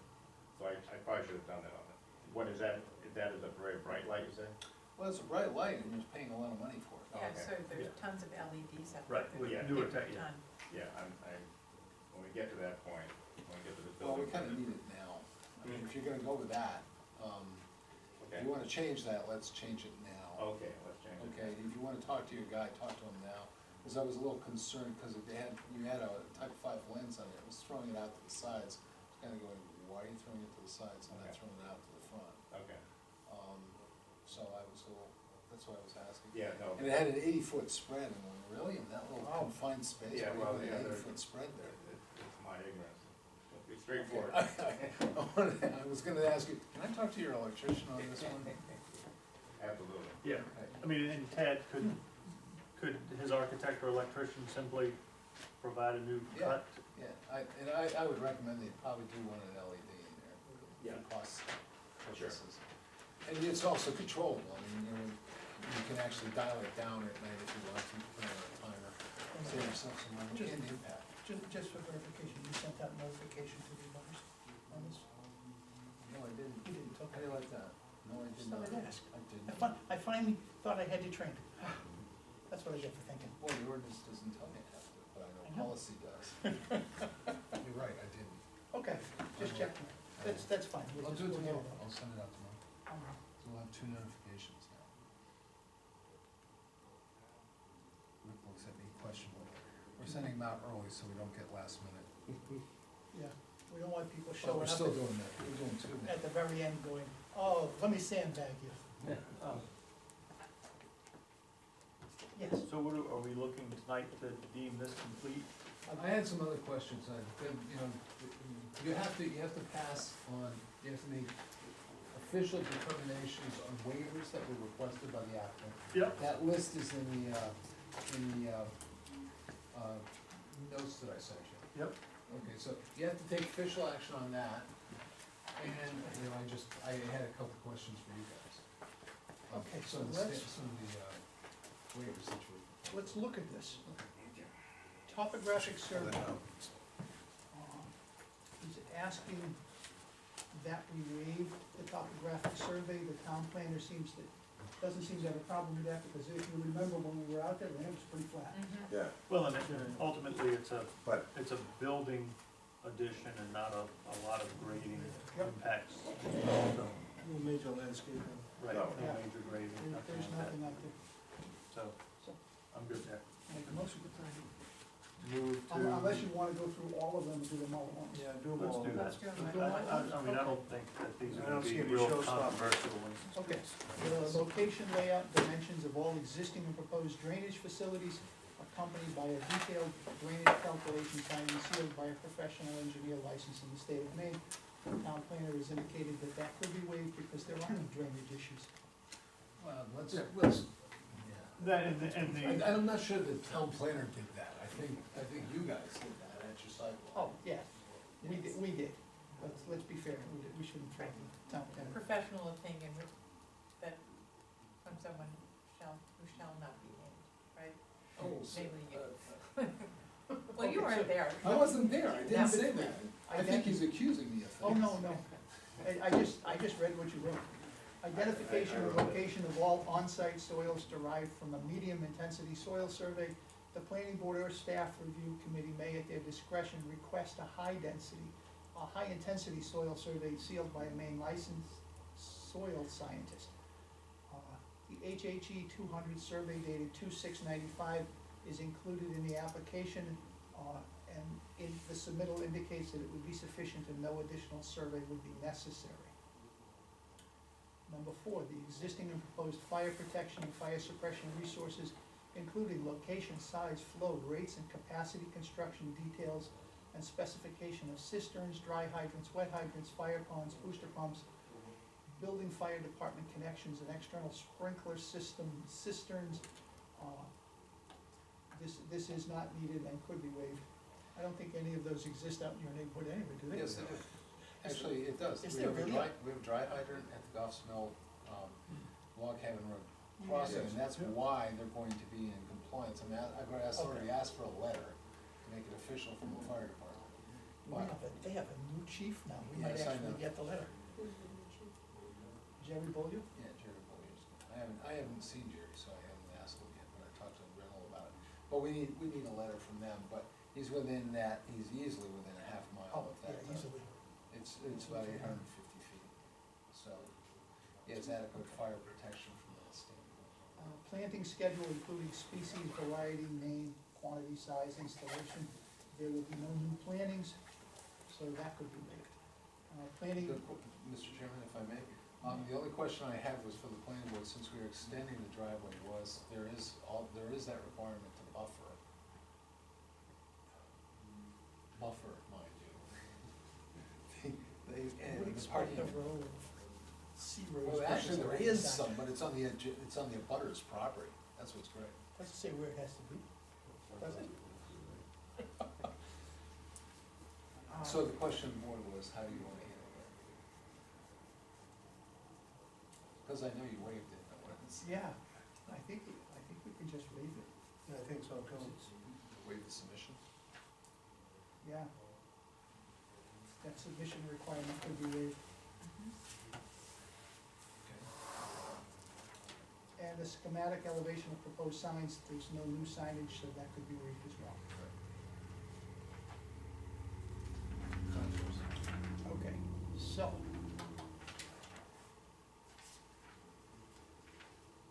The stormwater drainage calculations are prepared and sealed by a Maine licensed civil engineer. When we looked at it on the sidewalk, we didn't think that was gonna be necessary because of the flatness of the topography. A very, very small amount of new impervious Yeah, area. very little. You know, and it's gonna be, I presume, you're just gonna let it sheet right off the roof and go, you're not gonna direct it into a specific location by gutters or whatever. A traffic impact study, I doubt it. yeah, I don't think you're gonna have a lot of people that wanna go back there and watch you like you stain your furniture. Never know, never know. Groundwater study analyzing the individual and cumulative impacts of the proposed project upon existing groundwater. Again, when we were out there, we didn't think that would be any major hurdle. So we thought we could waive that one, and then market study, really? How much are you gonna impact your competition? Market study is for adaptive reuse purposes, or for questionable projects. And notice it Like says a direct- qualified market research. I don't know any company that's qualified market research. They guess at everything. They Okay. that are down in places. So these are the waiver requirements. How do you guys feel about it? So I'd move. like to make a motion that we approve the waiver as requested. It was made and seconded. Marty seconded it. All those in favor? Yeah, all those in favor? Aye. Aye. It's unanimous, right? Right. Okay, thank you. There was no nays. Sorry. And Marty was quiet. Now we have No, to make I- a motion to determine if the application is complete. I would like to make a couple comments. to Yes, staff. please. One thing I would like to see is I'd like to see the stump grinding barriers extended. Basically, so it covers the area in front of where you're gonna do some more excavation, to the side of the neighbor's property. Let's extend this all the way over across here to here, because this area is gonna be a lot of development here. Wanna make sure there's no flow, because there is a slight gradient going this way. I'd love to have it here, I don't know how we're gonna do that, because this is gonna be where the equipment goes. We'll just have to watch that. This area out here. I mean, we could just extend it. Yes, that would be better. So what you're saying is that. I don't know. We have to sign this. What is it? Just, On my left, Oh, yeah. Okay. Phil Madden says. no way. Is that? So Ted, any other That's right, it's items? the only other thing was the lighting, I was concerned about the lighting looked like, just basically from the west side, it looked like it was going to be close, and I think we were gonna be about a tenth of a foot candle, which we cannot go beyond on adjacent residential property. So I would just say that you should get your lighting guy to see if we can make that a little more adjustable. So we don't have it so close to the property line, because I'm not sure it's gonna make that fence more fast. Not that we won't do that, but just as a question. Yeah. This property line here, we now own this property? Yep. Does that make a difference? Is it all the same, is it all one lot It's not one now? parcel. No, That's you're it. right, it isn't, okay. Yeah, That's we'll- that's the we'll- issue. We'll change the light, I was You just might curious. sell, now, if you wanna combine it, we don't have, No, no, don't lose that parcel. okay. I mean, that's for the future expansion. No, You take no, over, right? That's what what he the decides. gigantic factory The comes opposite. no, yeah, He's gonna shorten his commute. right.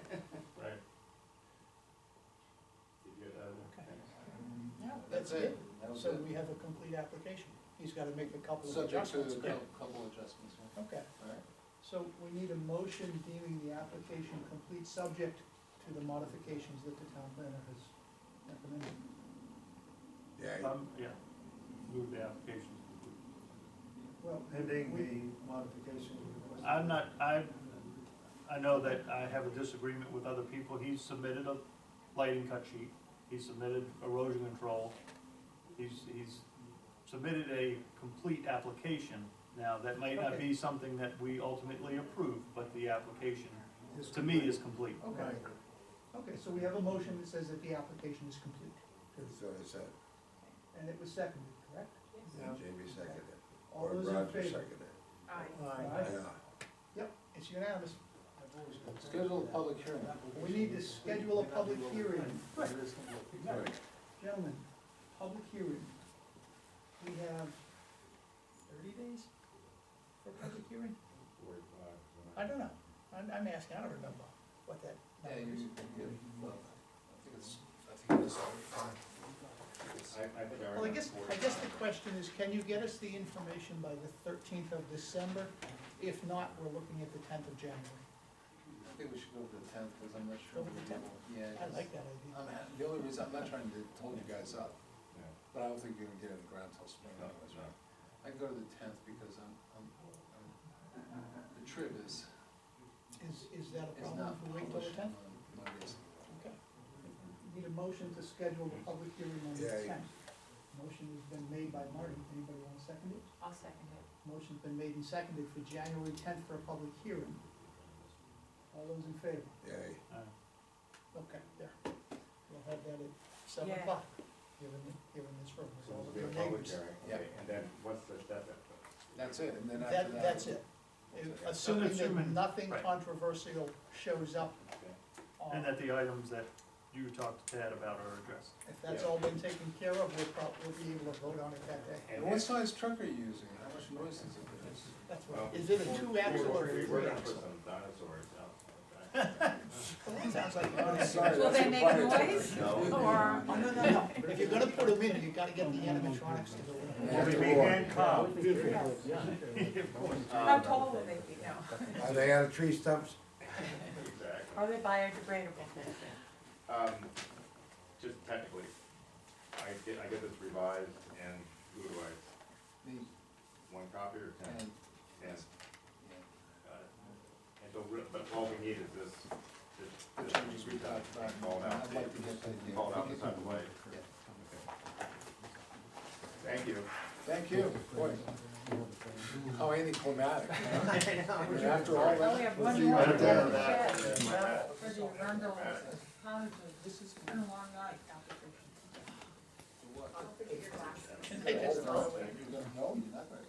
Always wanted to stop in your shop, the shop there. Yeah, I should have stopped in. Yeah, you should. Yes, we hear that all the time. Yeah. You really should. Yeah, I like the way the building looks anyway, just a neat spot, yeah. Yeah, absolutely. What was there at the farm? Yeah, So, yeah, what was your name? I'm Rick. Rick, St. Houston. Yeah, we'll get that. Keep I have that. been to, Thank you. more than I would little like to count. Planning board meetings that I've sat in. Yeah, that's a backload of stuff, go up and in 5 minutes and done. I wanna, can I ask you one question? How long does it take to get the rocking horse? We have some in stock. Well, my grandson's not gonna be born until the end of March.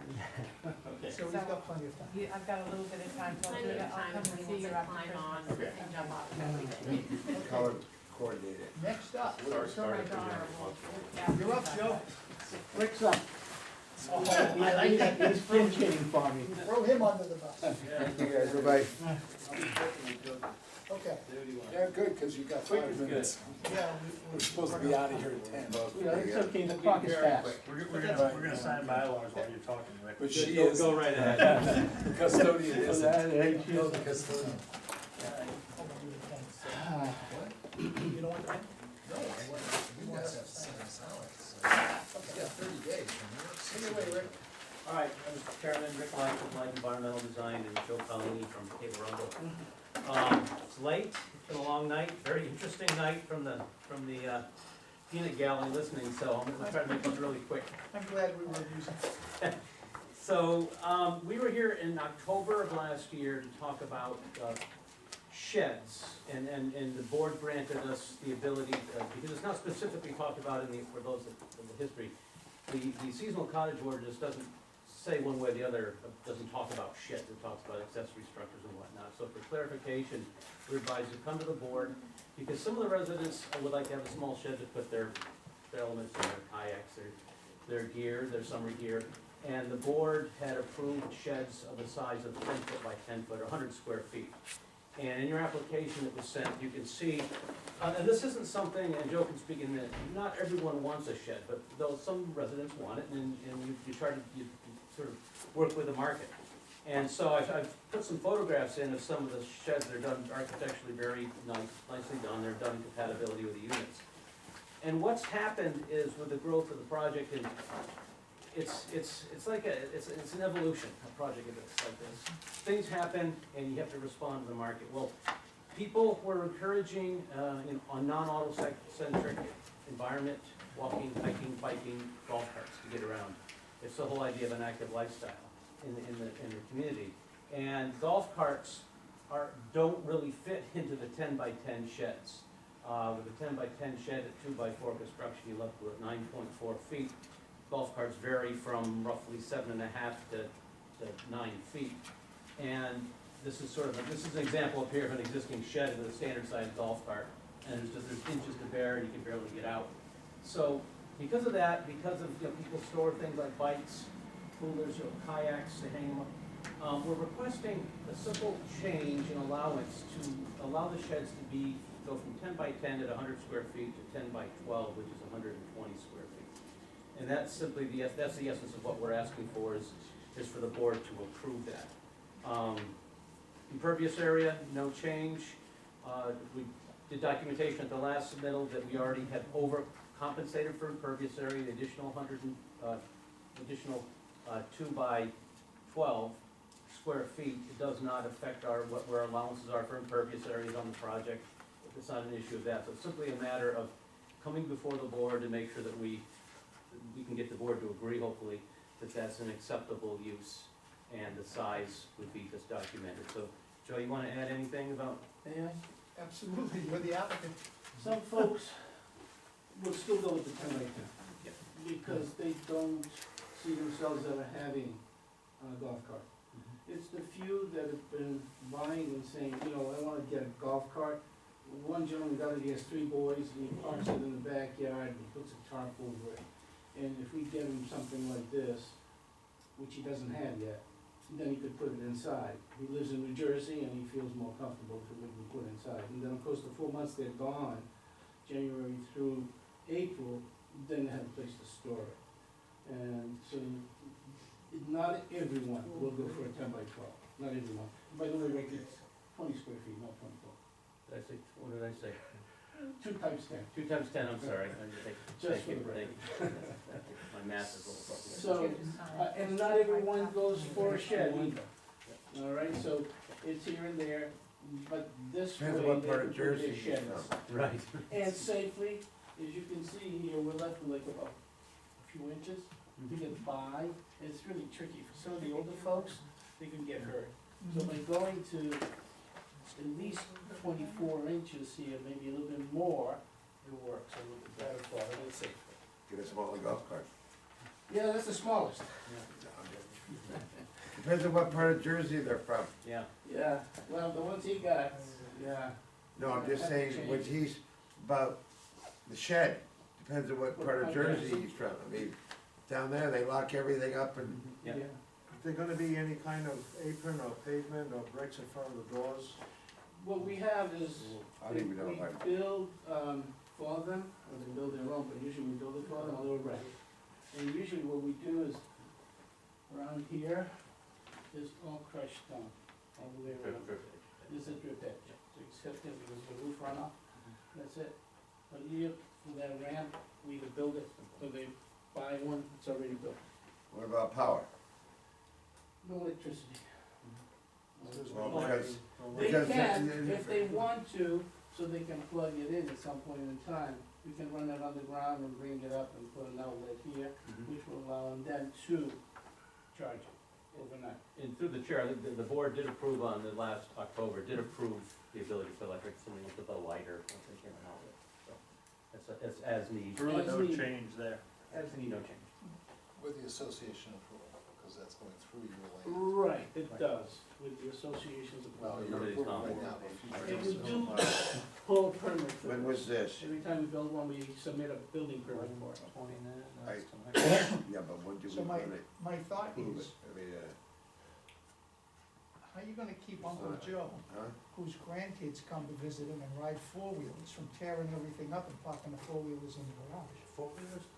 The four wheels are not permitted there, my friend. Okay, That's, that answers the question, condo down, condo because down. you know They're not. the kids are gonna wanna ride their toys. What they can do is they can park them at the gate out back or something. Not so you- even. Yes. No, they can't. No Yeah. way. On the adjacent property or something. and- No, no way. Yeah. Because Okay. I was going to. I think we Over the should probably 16th. do a site walk so that we get an idea, a visual idea as to how this is gonna be laid out and where they're gonna be You can see located. the 10x10s Okay, that are existing, and then it's only gonna be yeah, and another it'll 2 be a feet. little bit larger Sure. than that, but it'll give us a good idea as to what everything is gonna look A like. sense of scale to it. Look. And that, to me, that's the big issue, is the, you know, an extra 2 feet is like, it's a 20% increase. Yeah. And that makes a substantial difference in a lot of cases. Most I'd of the love time to it's the get my car depth, 20% it's the depth you don't see it. Right. It's not the width, it's the depth. And the beauty here is there's no abutting, this is an internal to the project, there's no abutting properties that are affected by this. Be happy to. Yeah, but it does affect tax purposes, you What, know. what do you guys think? Should we do a site walk? No. You don't think we should? I mean, we've Well, approved the never 10 by mind. 10s. I mean, Tad's been there, he's seen them. Okay. Yeah, I have a question though. I'm seeing that, we have a garage now. This is gonna be a garage. We don't have a garage. That's a garage. That's not a garage. That's a garage. It's Come on. not a garage, People are it's gonna a go be shed. going in and out. It's a tool shed, it's a shed. It's gonna be going in and out. You're gonna get some, eventually, you're gonna get some depressions, you're gonna get some erosion there. What's gonna be the plan for when you get a mud, basically, if they're running in and out of there, you're gonna start disturbing the grass. No, What's the because- plan to well, deal with First that? of all, you got an HOA, and it's taken care of. It's basically, if there is mud there, there won't be mud. Usually what we do, there's also an apron, you can do with pavers, that's what we suggest, or you do with additional crushed stone.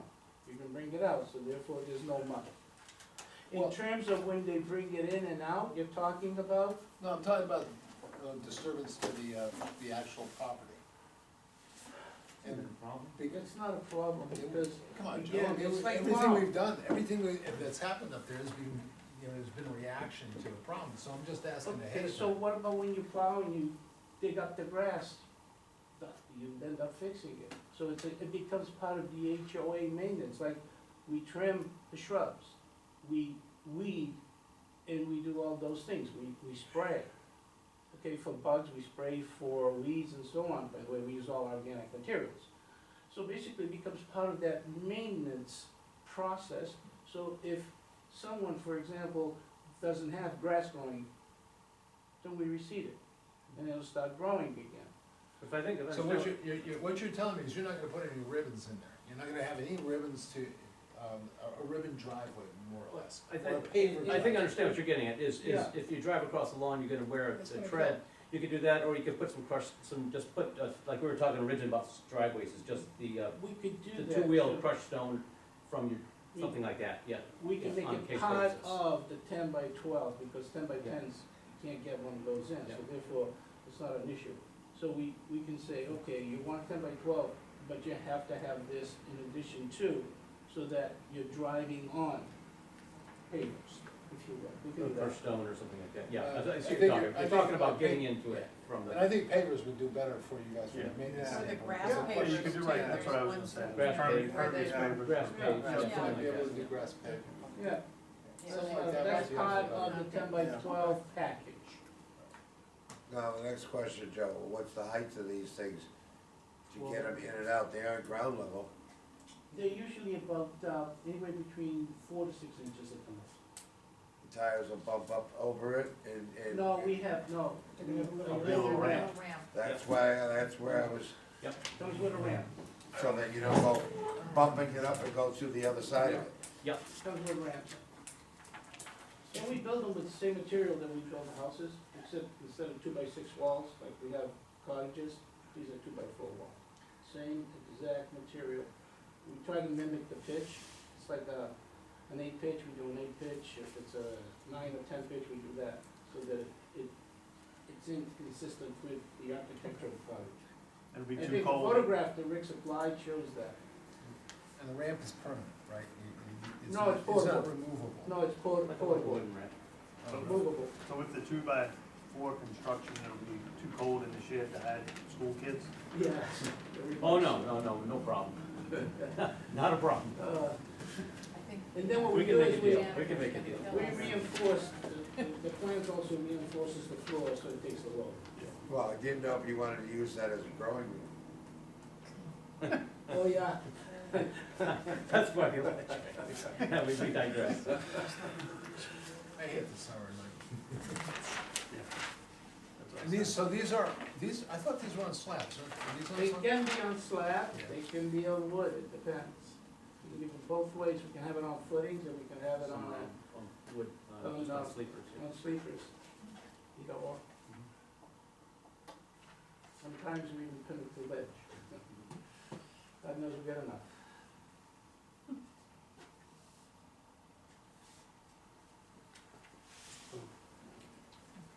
Do we By need the to- way, we're up to about 78 souls. Our goal was 80 before the end of the year. Do we need a public hearing on this? 59 occupied. I'm not sure, Roger. We need a public hearing on this. Just so that he's careful. Yeah. And you give, What else do we need? Anything? I need a fee, Well, yeah, he's got to do all of that kind of stuff. but that public hearing probably be smooth. The problem is, This is winter time, they're going home, so if you want to push it out into the latter part of January, it's I'm not worried about that. I'm wondering now if I have to notify every one of your residents. Yeah, because the attorney went away, we can't ask him. we can. Not a problem. No, I have to. No, but if you want to, we'll give you all the addresses. Is that required under the, that's a good question, under condo, is that required, because I'm beginning to believe it is, because I've run into In that an problem HOA? before. for an HOA? Yeah, that's the In an question. HOA, Yeah, it's one of those. You can ask your attorney, but if it's I needed. don't want to, because I No, know the then- answer is not gonna be something I No, want to hear. if you need it, I'll give you the addresses of the people, All right. all right? Okay. Would something this, since the 10 by 10s are already approved, would, I mean, an expansion? This is a minor modification, it's a minor amendment to what's already been approved. I don't think, I mean, you got 10 by 10 the first time around. I mean, this is, Yeah, which we never did do public hearing. you never did?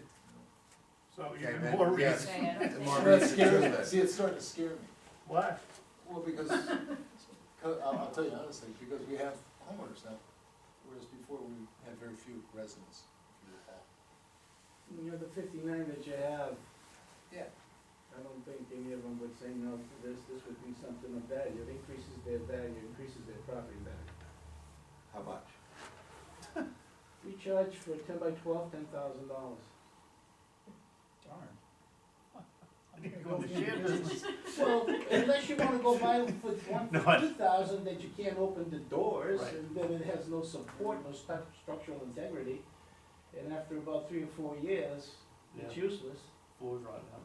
But actually, I mean, the cost of material, by the time you get through the whole thing, plus preparing and doing all the other stuff, Paying the site you're up, contractor. you're up to about $8,000, $8,500. And every natural disaster, it only goes up another $1,000. This is no condition. Yes, it's called. No, actually, it's held our price It's for the last 2 conditional use years. and a subdivision. So that's 9, so what are they looking, 9 or the subdivision? You got the big enough forklift to move them around, Actually, 10. or do you use You the, look at 10 because that's the procedure. Yeah, with the right machine, Yeah. possibly could get the Was stacks and all. the applicant I talked about this, matter of fact, there was a This is discussion for you. about building it Oh, outside. right, don't Building you it up, take or just putting have it in it? place. Oh, no, no, Chad. I just take Oh, we notes. do penalize system. All right, we gotta go. Yep.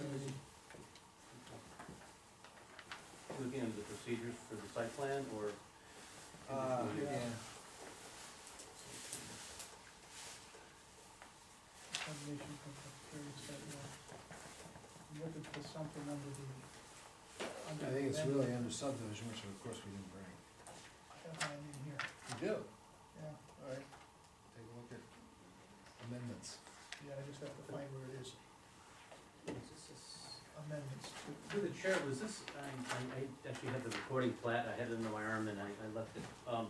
Is this approved as a subdivision and conditional use permit, both? Is that correct? Yeah. Okay. It had to be conditional use because it was the seasonal cottage. Right, and it's under the ordinance, right? It's So- under the And ordinance. subdivision, but not site Right. plan per se, Yeah. other than reference through the conditional use. It's process. under, yeah, it's, So this would I definitely. think it's not, it's a good idea to do it. We'll probably get nobody. Do you wanna You roll have a these problem? back up You have a into your little problem? tube? Yes, please.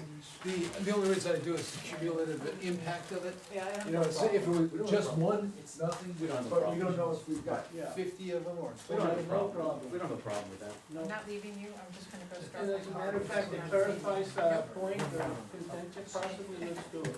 The toughest of the night. That's right. there's a recurring or a constant? No, is it an annoyance or a nuisance? What did we do with, is it a lot or is it a, what did we A say? site. A site or a lot? So we, We could do it for the, we could do that for the 10th too. January tenth? public hearing or just on the?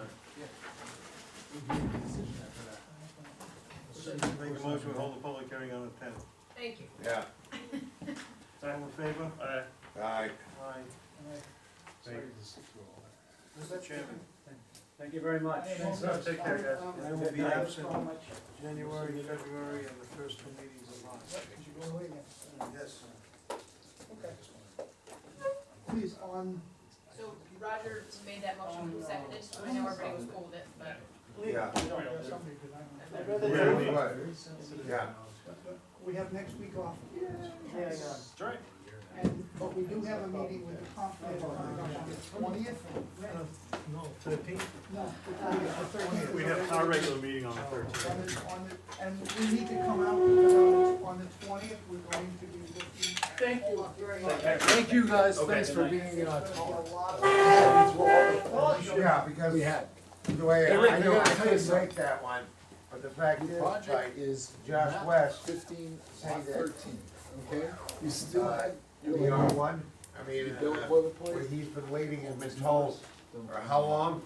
I mean, Oh, yeah, we're meeting with Beth, we have a whole issue of going over the tax bills, and actually, we're 15, But he 13, couldn't get it 13, because 13, it's for the major for his development. contractor, And then Where's there's, the the back piece of the commercial, but that's but, why, but 13A They're and 13B saying are no? incorrect now, she's given us the new maps that aren't published yet, so we have the new, we have the new lot numbers. They're not, are they official? She told us they're not officially on the website.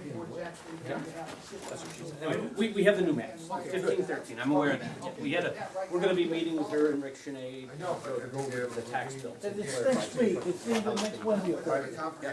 And speaking of which, so how do we, you're filing the annual TIF report, right? Yeah, how do we get a copy? I could, but I had, Can we get it? but you know what? No, I had a diesel truck that I had to get going. 3 years? Yep, and as you know, it's Is the comp plan dictating how much what we Yep. do? No, absolutely. Good night, Judy. Take care, thank you. Good night, guys, thank you. Good night, Roger. Yep. And we're gonna continue working on that and defining. Let me help Joe, how much sorry. is something This is really tight, I'm sorry. As soon as Yeah, I can get it.